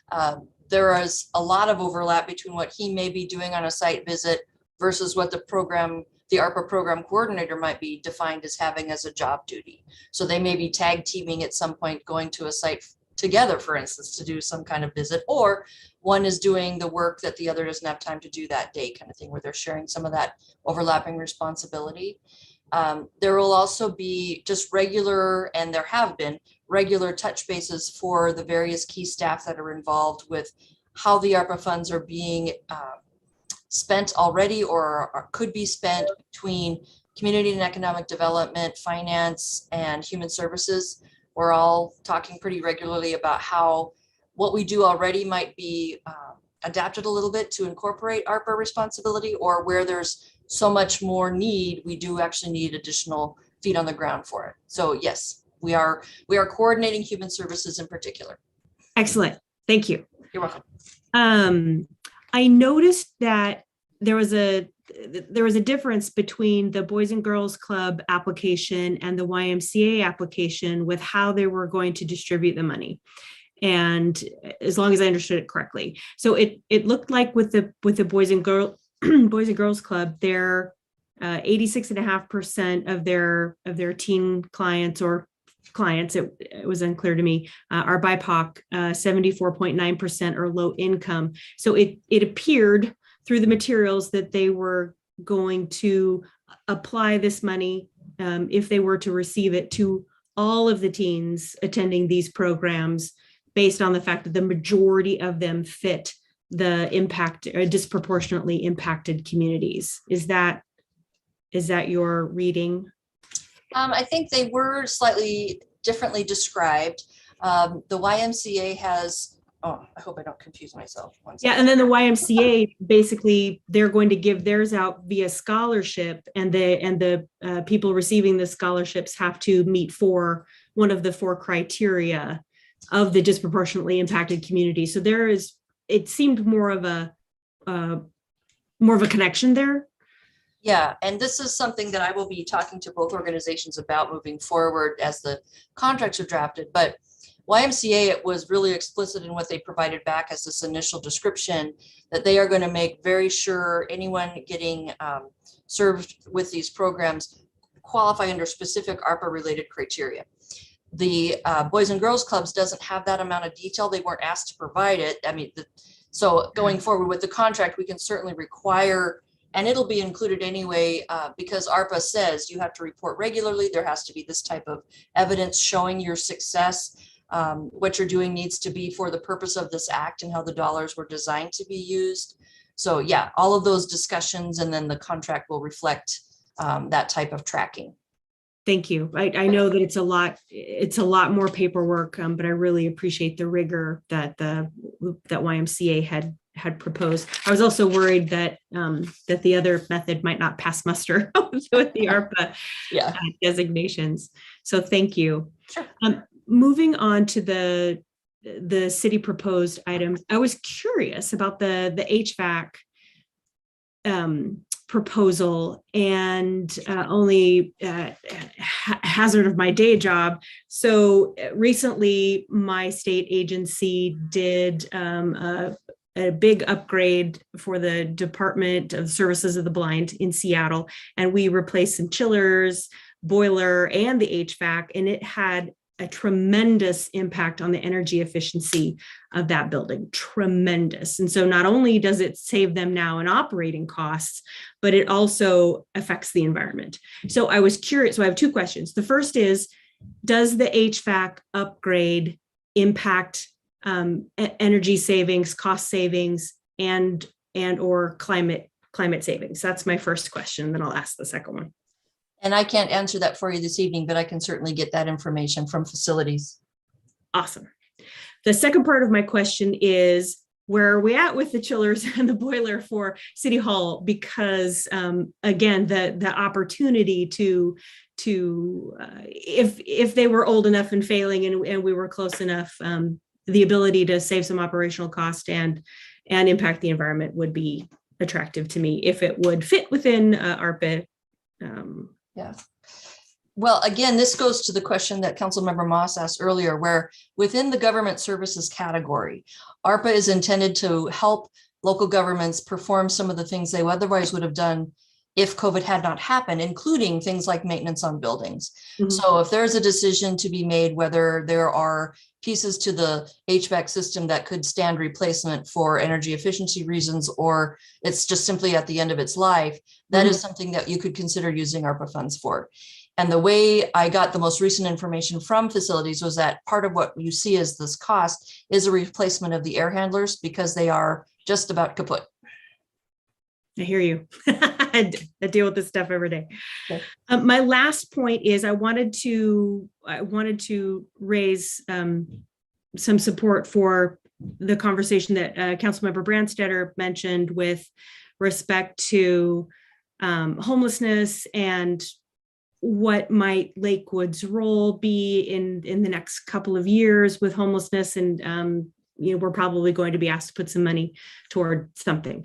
And with SHAPE taking shape, the first official meeting is December 8th. We don't, exactly know what our role looks like. Obviously, the effort's been going on for years, and the desires for a regional approach. Let's keep in mind that everybody has their own issues, their own unique landscape, Lakewood included. And so I am very interested, and I do plan on bringing this up again for future conversation. Hopefully the council's interested in having future conversation about what Lakewood's unique opportunities are, and making sure that, if we feel comfortable saving some of the ARPA dollars out as we build that future look at homelessness, I would very much be in support of that. I'm very interested in the city of Lakewood taking a cross-functional approach to homelessness. I know that we've got a lot of work going on in the city, in individual departments, and I'd love to be able to pull focus and have a cross-functional, holistic look at homelessness. Not an easy to say, not easy to do. Thank you. Absolutely. Mr. Bulkey.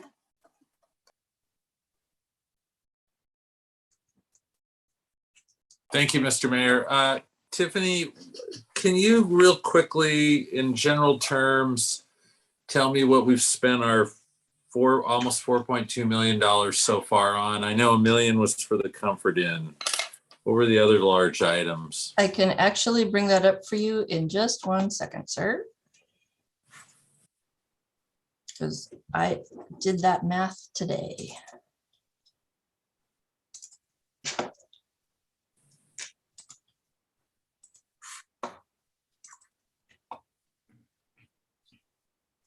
Oops. Sorry, 1 second. Is that showing open for you now? Are you seeing the Excel spreadsheet? Not yet. Okay, 1 second. Looks like it's trying to come Yeah. up. Okay, 1 second. There we go. Perfect. Okay, so what I have done here is included both items that have formerly been approved by the city council, and then the shaded ones are the ones that are being recommended to you this evening.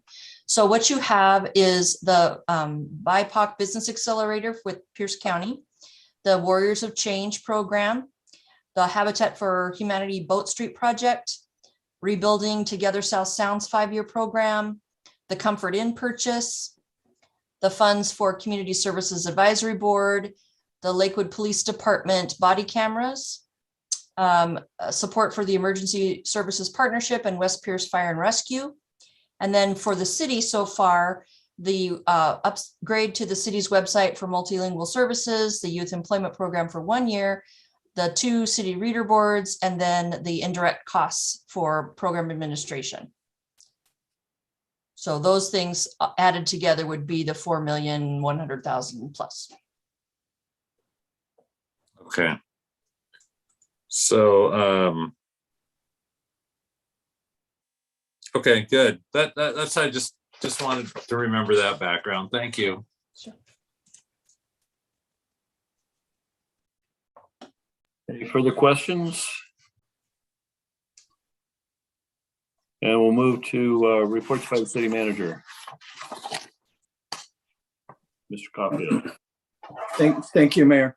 And actually on this particular agenda item for Mayor and Council, so are you okay with us moving forward with a public hearing on what Ms. Spear presented here this evening? Of course, any final action that the council would take would occur at your December 20th meeting or at some future meeting.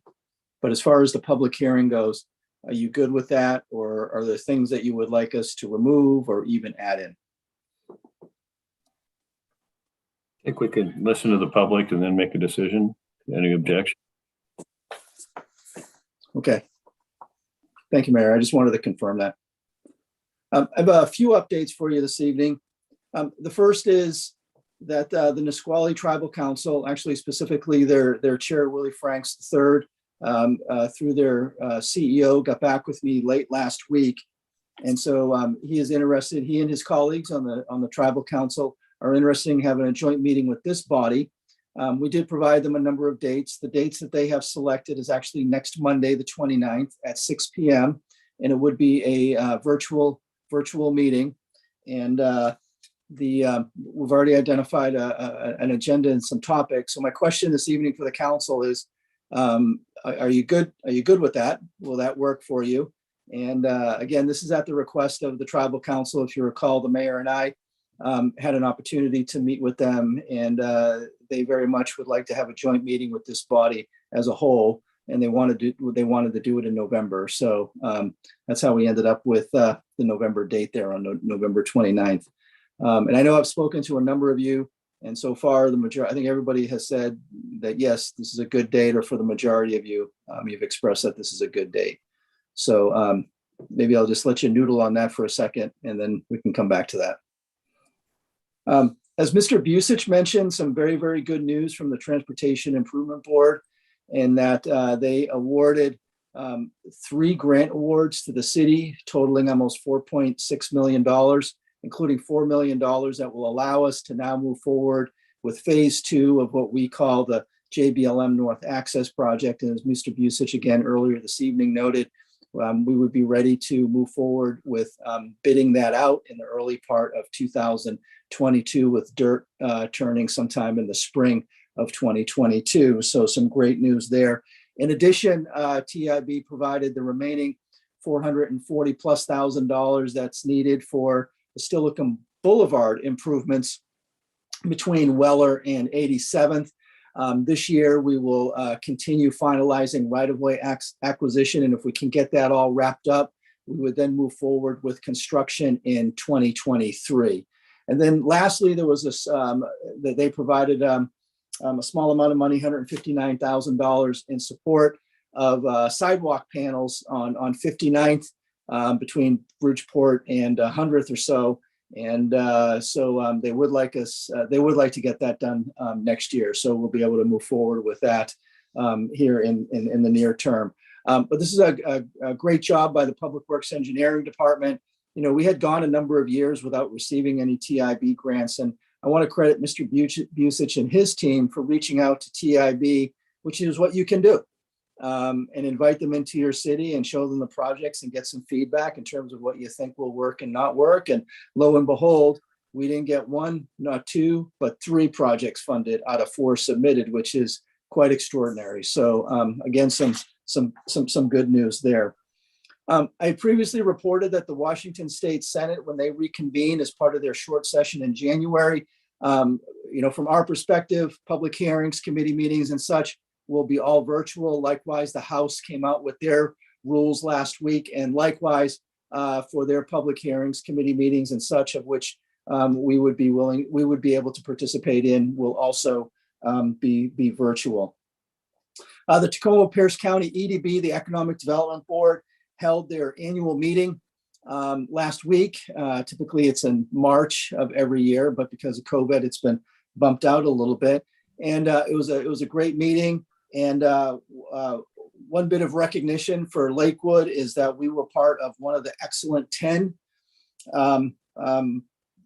organizations. Actually, we were part of a group of public agencies that were recognized for providing financial, technical, and personal protective equipment relief for businesses and workers during COVID. And that goes back to the CARES Act monies that this body allocated in support of that. We heard last week from DSHS that they will hopefully have a revised plan update for Western State Hospital in the next 45 days. I'll be frank with you, this seems like deja vu, because I've been with the city now over 8 years, and it's kind of becoming par for the course. A little frustrating.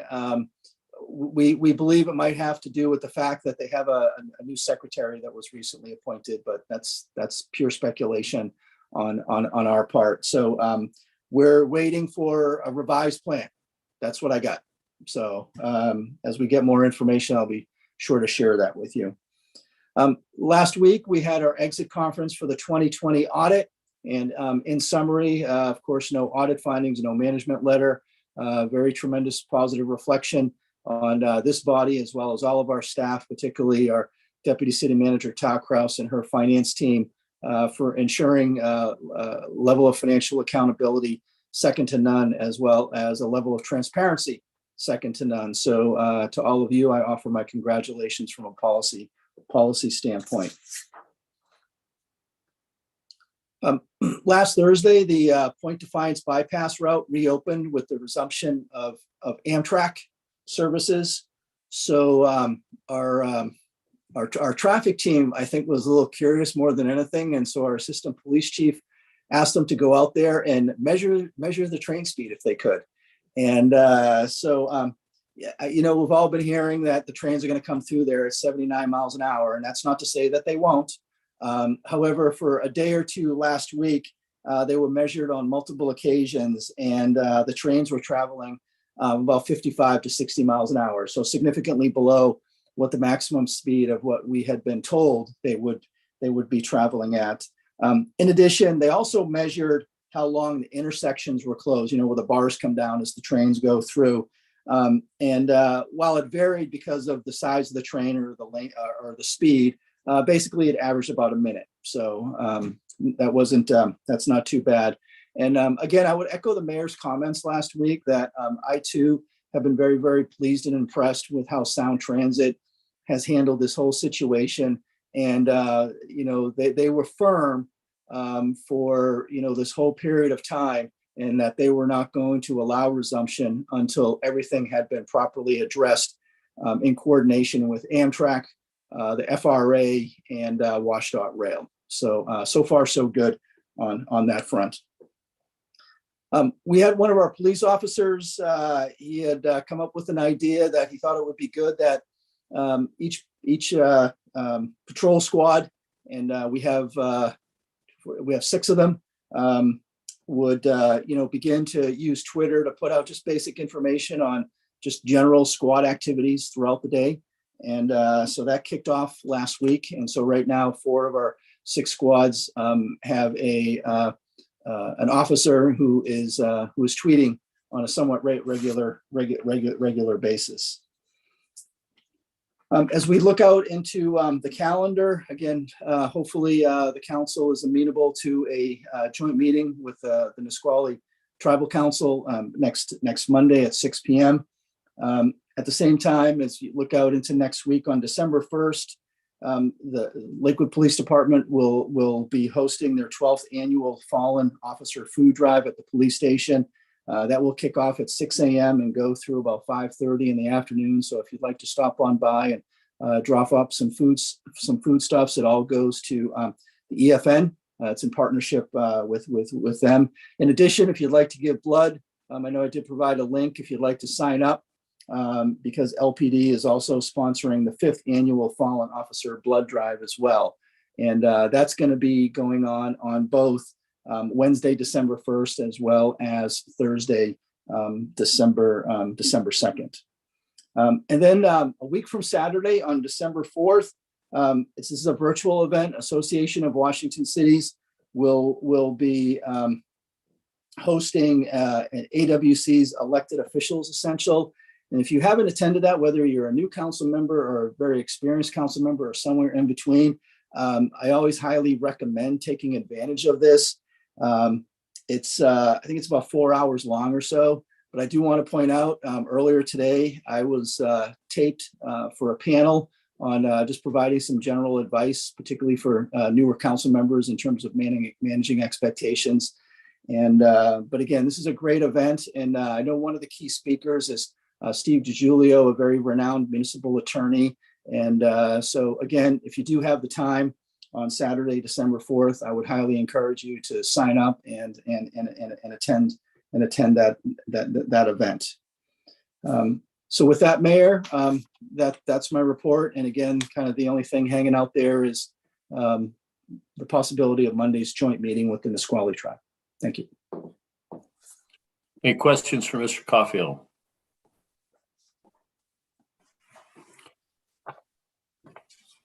I've informed Caulfield that I'm going to be in South Carolina on the 29th, but the best chance is that I'll be able to make it to a meeting, but it's not absolutely ensured. We're going to be moving from place to place, but I think the meeting should go forward in November.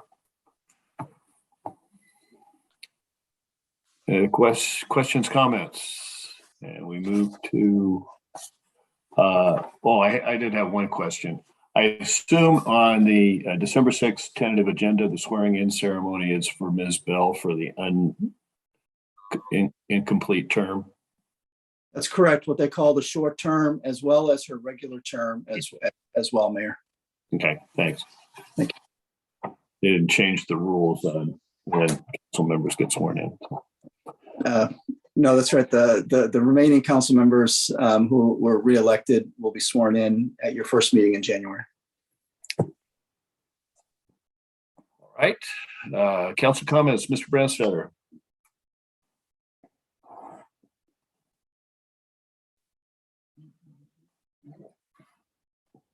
I thought that our discussions today were very helpful and that we've pushed moving forward with some things that are going to be impactful in the spirit that the Arpa program is intended to be able to make a difference in communities, and we're going to be able to make that happen in Lakewood.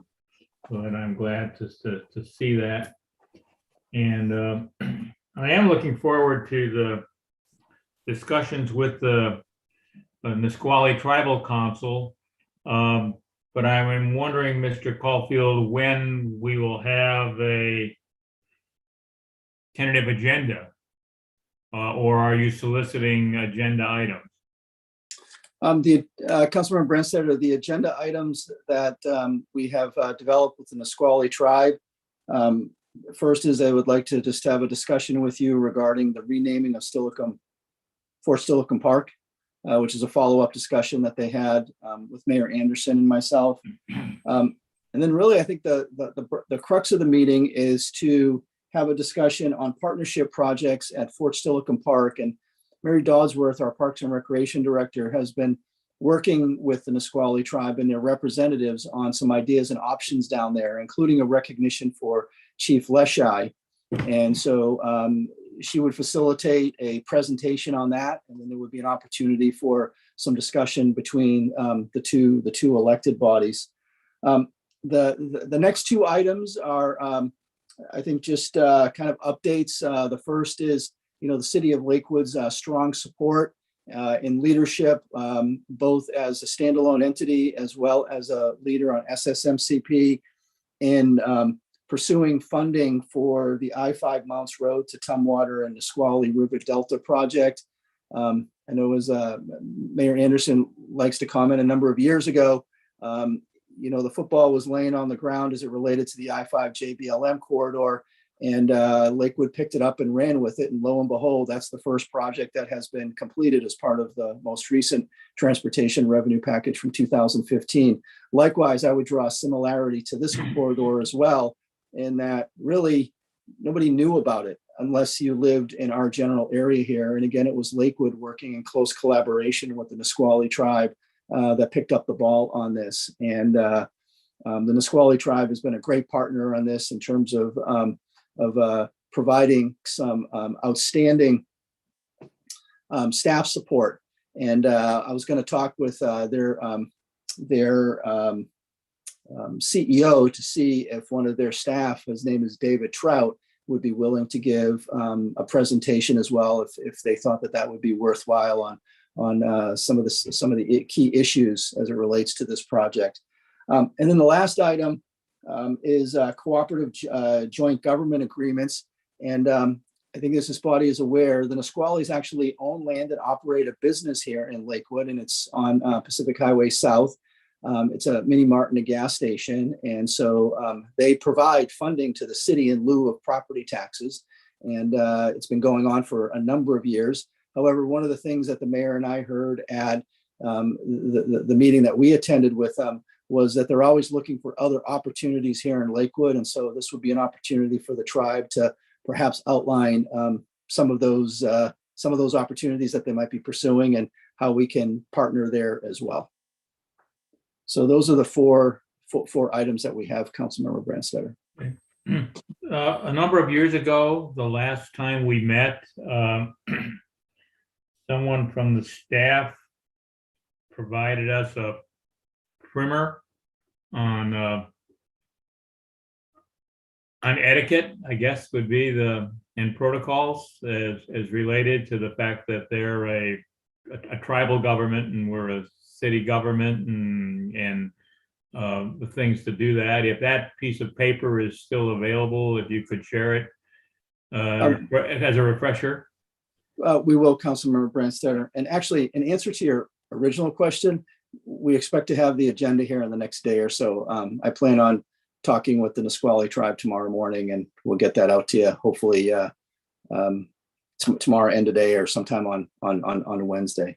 So, and out of curiosity, is there a Nisqually historical equivalent of Thanksgiving? I do not know the answer to that question, Councilmember Branstetter. You can ask. Thank you. That's all I have, Mr. Mayor. If I just might add too, as a matter of etiquette, since they are a sovereign nation, their equal is U.S. Congress, not the state legislature, and certainly not a local city council. So just to put things in perspective. Yeah, and you might have some staff research into some cultural norms too. One very important one is speech patterns, and in most tribal cultures, a pause doesn't mean you've finished speaking. It's a pause. So our normal conversation would invite a response that's too early. So just something to look at there. There's more than that, but we might have some, if we're doing a primer, we might try to include some of those things too. Mr. Bulkey. Thank you, Mr. Mayor. A couple of things. Let's stay on the Nisquallies for a minute. What am I missing about a name change of Fort Steilacoom Park? Why does this keep coming up? So Councilmember Bulkey, so I guess I really can't be delicate with this. So they were not pleased that there was a consideration of the park being renamed. Okay. More importantly, they were not happy that they didn't know about it. However, when we explained to them that, and they thought that the city had initiated it. And when we explained to them that, no, it wasn't the city, it was actually initiated by an individual private citizen, and that's allowed. However, at the same time, it's not going anywhere. They understood that, or they said they understood that. But again, they want to have an elected body to elected body discussion on that. And they want Okay. So it's still reverberations from that thing. That's correct. Yes, Okay. Councilmember Bulkey. Yes, affirmative. Okay. So the other item that I want to discuss came up during ARPA with Councilmember Farmer and SHAPE. And I think as a body, we might want to have a discussion about kind of where we are in, when she goes to the table in these SHAPE discussions, what are we really looking for? What's really our goal coming out of this? There's going to be a lot, and there currently is a lot of real hardcore homeless activity going on with these small villages and various things like that. Hundreds and hundreds. You saw the article in the paper yesterday. And I think we kind of need to, we need to, before we enter into discussions about taking something on, we need to understand what our needs are. And I go to Ms. Moss's email she had several weeks ago from a, I believe the woman was fixed income and was really impacted by a major rent increase. And so, you know, I've thought for a while that we should be looking at more housing for low-income seniors, like the Shag thing on 112th or some version of that, or maybe veteran housing or something like that, or for older veterans or something like that. That seems to be our market, because we have a lot of folks on fixed incomes who are just they're just not going to make it in today's environment, especially for rental properties. So that's, you know, I'm kind of laying that out there, but I'd like to have a discussion to send her off with before we just start going in and talking about. I really do believe there's cities there that are looking for a solution. I think there are other cities there to making sure they're not part of the solution. And I think if we want to be part of the solution, but we should also know what we want and probably what we don't want and what won't work for us, but what will work for us. So I'll leave it at that. And that's all I have, Mr. Mayor. Hey, Ms. Farmer. Thank you, Mr. Mayor. I wanted to thank the city manager for sending the link to sign up for donating blood for the fallen officers food drive and blood drive, and I am signed up, and so I'm excited about that on December 1st. I really wanted to thank my colleagues on the council for being able to move the I-5 Mounts Road project ahead to the Psrc legislative agenda. This is something that Deputy Mayor Whalen and I tried to do last year, and it didn't make the cut. So I'm really excited that hey, at least it's got that recognition from a countywide effort that this is an important thing to do. So I'm really pleased. Thank you for that. And then I have a random question. I understand that there's the Chambers Creek Bridge dedication on the 18th. I just wanted to make sure that we have enough parking available for all of the people that we have expected to be there. And it's kind of an odd little spot down there in the woods. Yeah, Councilmember Farmer, my recommendation, if you come, would be to park on the Lakewood side over by Phillips Road and then walk down. That's Ms. Dodsworth and I were talking about that. Or you can access it from the University Place side, and I imagine that there'll be on-street parking on I think it's Chambers Creek Road there, or even over at the Fred Meyer and walk over or something like that. Okay. Because I would not drive down to the Kobayashi property and try and park down there for the grand opening. So. I was thinking that even just driving down the Stillicum side, there's just not a ton of parking down there either. I might have to, I don't have any parking at my house. Otherwise I would say, come park at my house. I'm like less than a mile from it. Yeah, there's no the Stillicum side, that would be. Or I mean, sorry, the Lakewood side. Yeah, the Lakewood side. Yeah, the parking will be limited on the Lakewood side as well. Yeah. Okay. But at least it's a little bit more open over in that area. Yes. Yeah. So, but you might have to do a walk. Might be a little bit of a hike, but that's the purpose of the trail. Fine. Walking trails. All right. Thank you. Ms. Moss. Thank you, Mr. Mayor. Real briefly, I can say that we successfully delivered 300 turkeys last week to the airmen, JBLM. It was a lot of fun. We didn't have to do it in the rain, and we had enough volunteers. So it was good. We had the assembly line with the turkeys going down. So it was a lot of fun. Thank you. Happy Thanksgiving, you guys. Mr. Whalen. The South Sound Military Community Partnership Public Officials Council meeting this week was really well done, John. Hats off to Bill and staff. It was very informative. It was, I thought, very well attended, and the way we were able to mix and mingle with other folks around the community was really well appreciated by me. So I look forward to the next one. Psrc this last Thursday, that was an unfortunate oops on my part. I had a mediation that went all day until about 9 o'clock, so I wasn't able to get the 6 o'clock Psrc. What I think would be helpful as we rolled along through these countywide planning policy amendments is just to get a sense from Tiffany or staff who's monitoring this. I know that there's a lot of subcommittee work that's gone on. If there are any concerns that we should be bringing up on behalf of the city, certainly let us know for the next meeting before they get adopted, because they've been kind of rolling forward with revisions that have been suggested by the PMCC and all that stuff. So fairly perfunctory, but you never know. We don't want something to sneak up and bite us.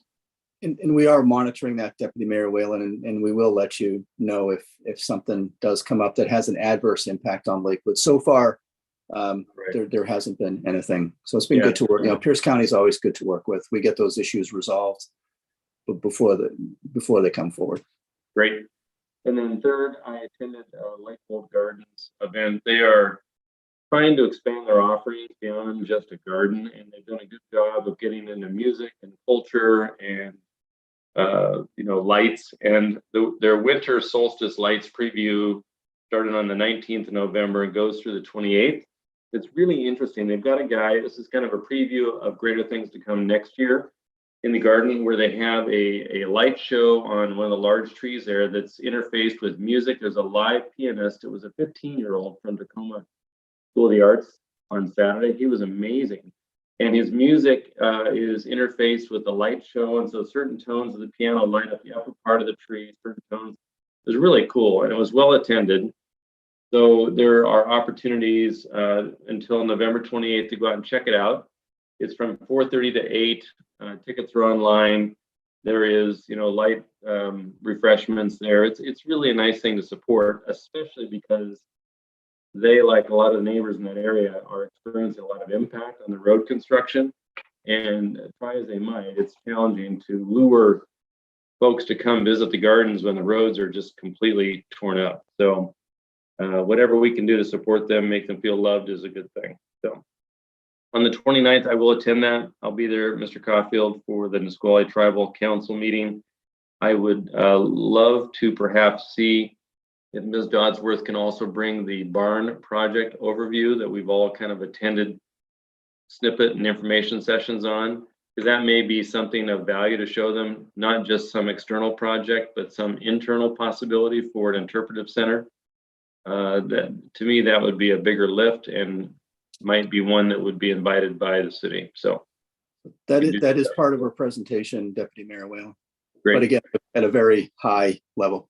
But it is, yes. High as in like $1.5 million contribution. Is that what you said? Yeah, I'm sorry, Deputy Mayor. Once again, you're coming in distorted and unclear. I can't hear what you're saying over there. So something going on with your. It's a fantastic idea you just laid out there, Mr. Caulfield. I really appreciate it. So thank you for that. Killing me.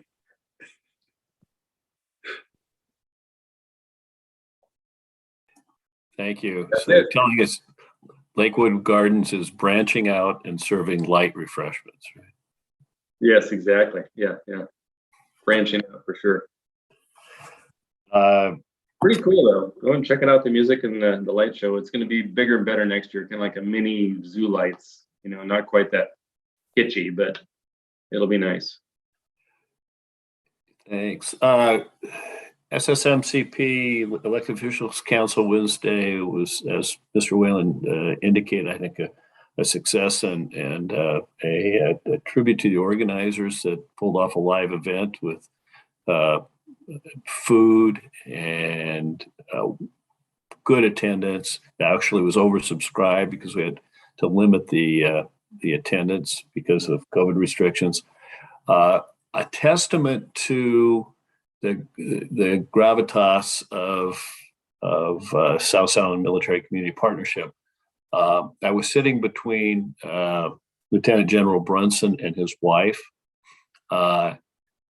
they stayed till the very last minute they could, virtually the whole meeting, and literally ran out to make the next appointment. And the next appointment was with the vice chair of the Joint Chiefs of Staff, a 4-star who was visiting. And so to have the commanding general sit through the entire program instead of just doing a one and done presentation when he's got somebody of that rank visiting, it says something about the respect that SSMCP has gained. So hopefully that can be maintained.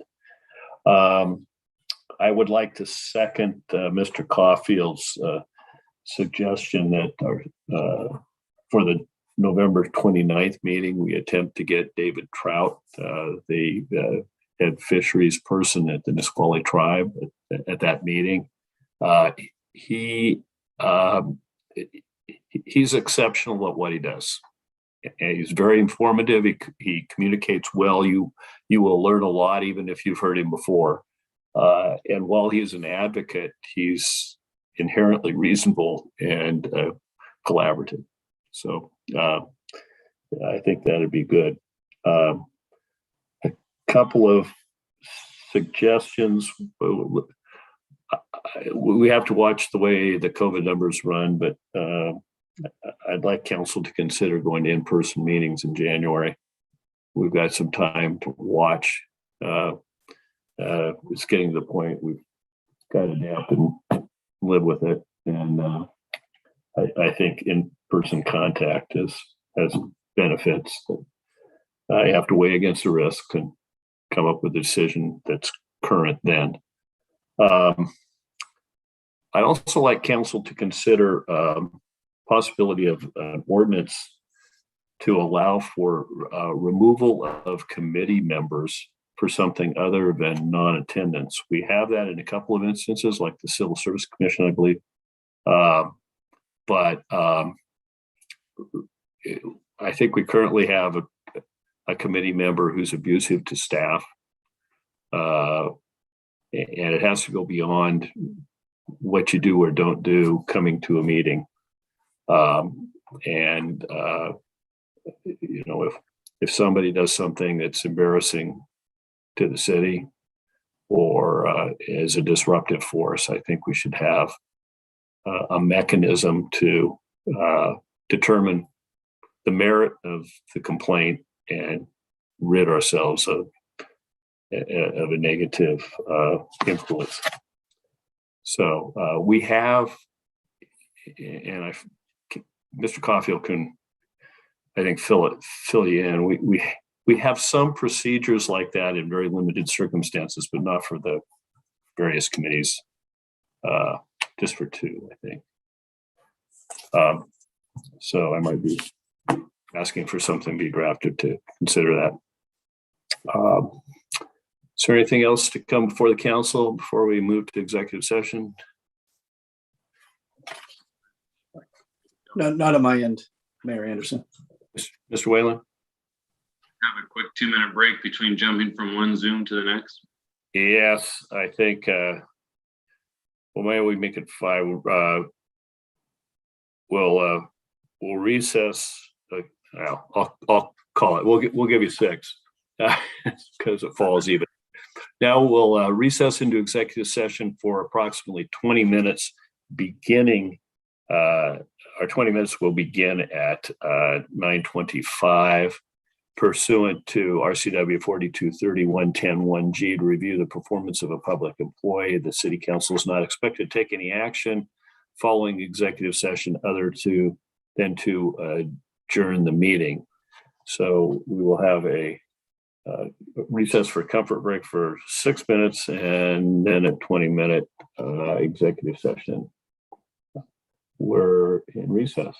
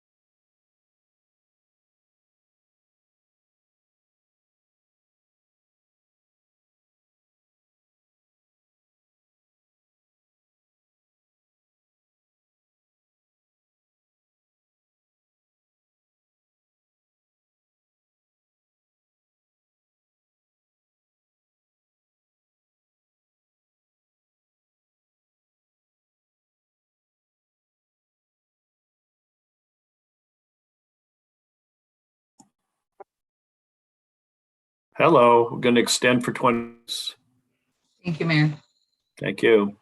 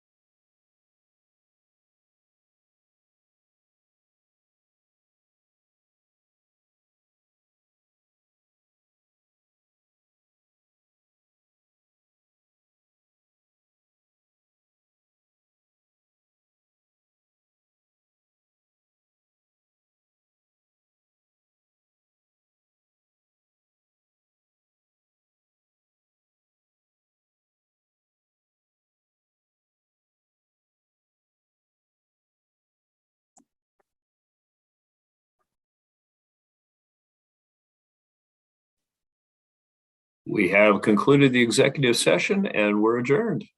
Thank you, Mayor. Have a good evening. You too. Take care. A little bit that's left. Night. Good night.